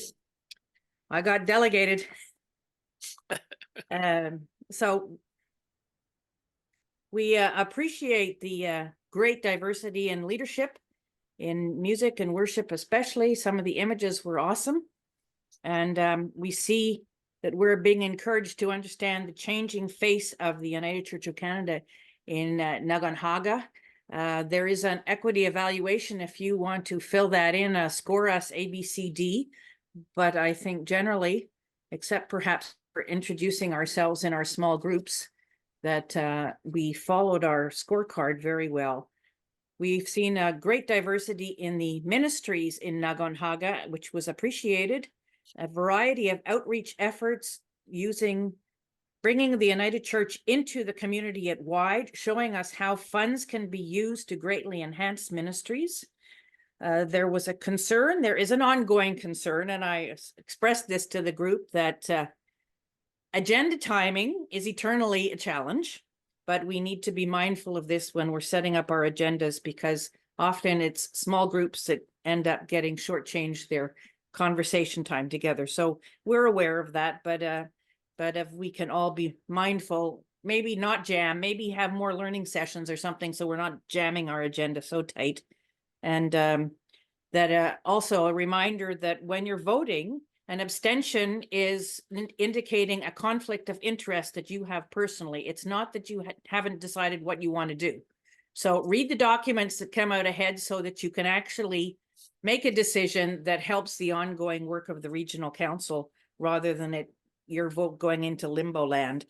And also the response that it's really nice to see the chat being used to express appreciation and support for the ministries and those who are providing the leadership. There's something in the chat, sorry. And someone from the equity team. Okay, yes, we'll send you the slide. I thought you had it. Sorry, Judy. We'll send you that slide so that you can do your own checks, A, B, C, D. I'm just wondering if we could incorporate it in our evaluation at some point so that people could actually respond to it. Yeah. Not yeah, this can I speak to that for 1 second? Sorry. Who's this? It's Shanna Bernier speaking. Can you hear me? Yes? Yes. Okay, good. Sorry. I just wanted to say that the tool that we were using for sort of self-evaluation was a tool that we adapted from the Eastern Ontario Outaouais Regional Council's tools. And the last time we used it, it was really like only internal. It was sort of beta testing it. And this time we expanded it a bit, but we didn't like if we really wanted you to all do it, we would have given it to you at the beginning. So today is just like, this is what it looks like. And so maybe next time it can be a really a whole group process, but it was just still like a thing that we had only very recently introduced because our colleagues to the slightly to the west have a greater breadth of experience with this type of tool. So I just wanted to say that because it does seem like we're a little bit off the cuff, but that's why you don't have it yet. Thank you, Rosemary. Thank you, Shanna. That's our equity report. Well, thank you very much, Rosemary. Marie-Claude et Virgile. Oui, nous sommes là.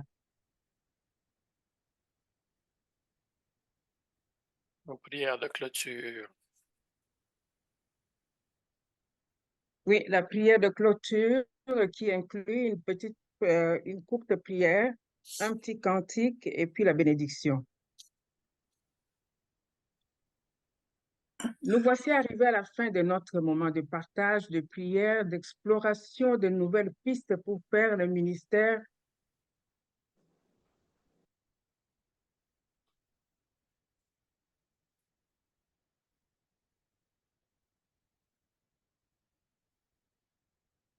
Vous avez disparu. Voilà. Ton micro est fermé. Unmute. Alors, qui a fait ça, les amis? Bon, un instant, je vais... Non, je pense que je suis... On m'a fait sortir par mes gardes. Alors là, je me reconnecte.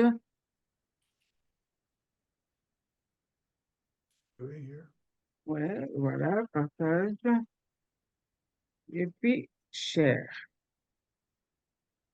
Voilà.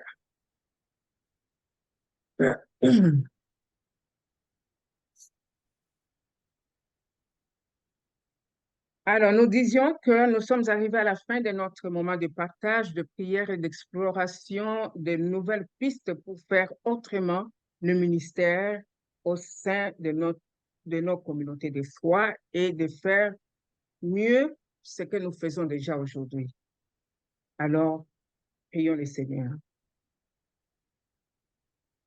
Créateur, nous te rendons grâce de nous avoir parlé en nos propres vies, nos propres traditions, nos propres expériences de ministère.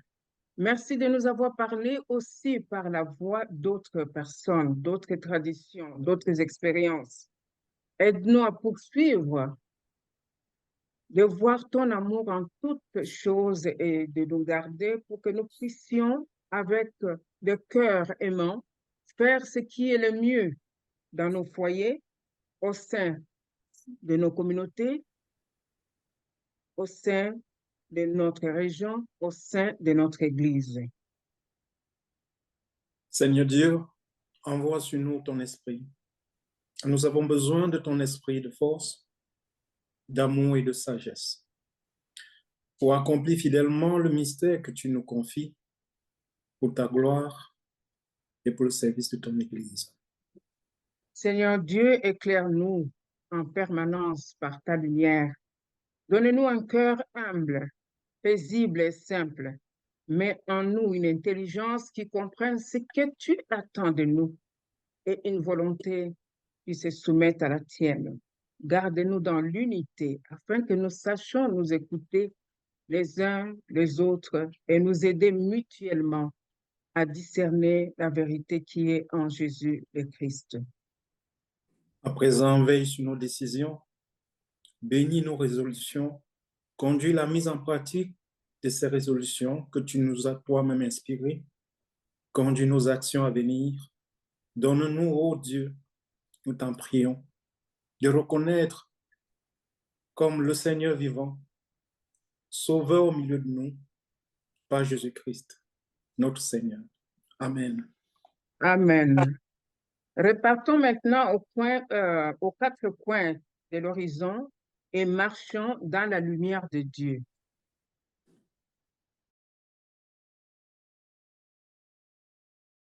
Sachant que l'amour de Dieu, Créateur, est avec nous. Que la compassion de Jésus nous inspire, que l'espérance de l'Esprit Saint nous reconforte. Que chaque personne rencontrée connaisse et reconnaisse notre louange du nom de Dieu par les chants et la danse de nos mains, de nos cœurs et de nos pieds. Amen. Amen. Merci, Amen. Président. Merci Marie-Claude, merci Virgile. Amen, amen. Amen, oui. Revenons à notre ordre du jour, notre prière de remerciement. Je crois que Robert Patton n'est pas avec nous et je crois que Reed Sherman s'est porté volontaire pour lire these Thanksgiving prayers. Reed? Yes, thank you. Thank you. So these are the words of Robert Patton, who couldn't be with us. Now our closing is a continuation of a Thanksgiving address. Thank you, my Creator, you who made us. I send you my greetings, my love and kindness, my thanksgiving. Let us bring our minds together and give our thanks to Zawaya Disun, our Creator, for bringing us together to this day. We give thanks for giving us this new technology to enable us to meet at a distance and still be together and do your work. We thank our Creator for blessing us with words of wisdom, knowledge, and music to share so your work can be done in our world. As we close, just as in our circles, we close our bundles, giving our Creator our respect and Nyawen Koa. We now carry our bundle forward to our next gathering. We thank our Creator for allowing us to have our meeting. And now as we close, we again thank you, Dagwaya Disun, loving Creator, for watching over our loved ones to find them the way we left them. We carry the love and teaching with us in all we do. Now we end our words. Edon Nyawen. Thank you. Thank you, Reed. Our last bit of business is to remind you that our spring general meeting is on May 24, 25, 2024. And we're still looking for a location, so you'll be hearing more about that. Then we'll meet again in November 1st and 2nd, and our 2025 dates have yet to be determined. And so I declare that all of the business having come before this annual general meeting has been duly completed, and that our meeting is concluded at 12:35 p.m. this day. Il nous reste à te remercier, Marc, et puis Eric et tout le personnel qui a travaillé à ça très fort. Oui, c'est beaucoup de travail, Pierre. Alors, un grand merci, puis Valérie, puis tout le monde. C'est pas Un grand évident. merci. C'est très apprécié. Merci, Pierre, c'est gentil de le dire. So go in peace, remembering that God loves us all and that this is what we do, his work.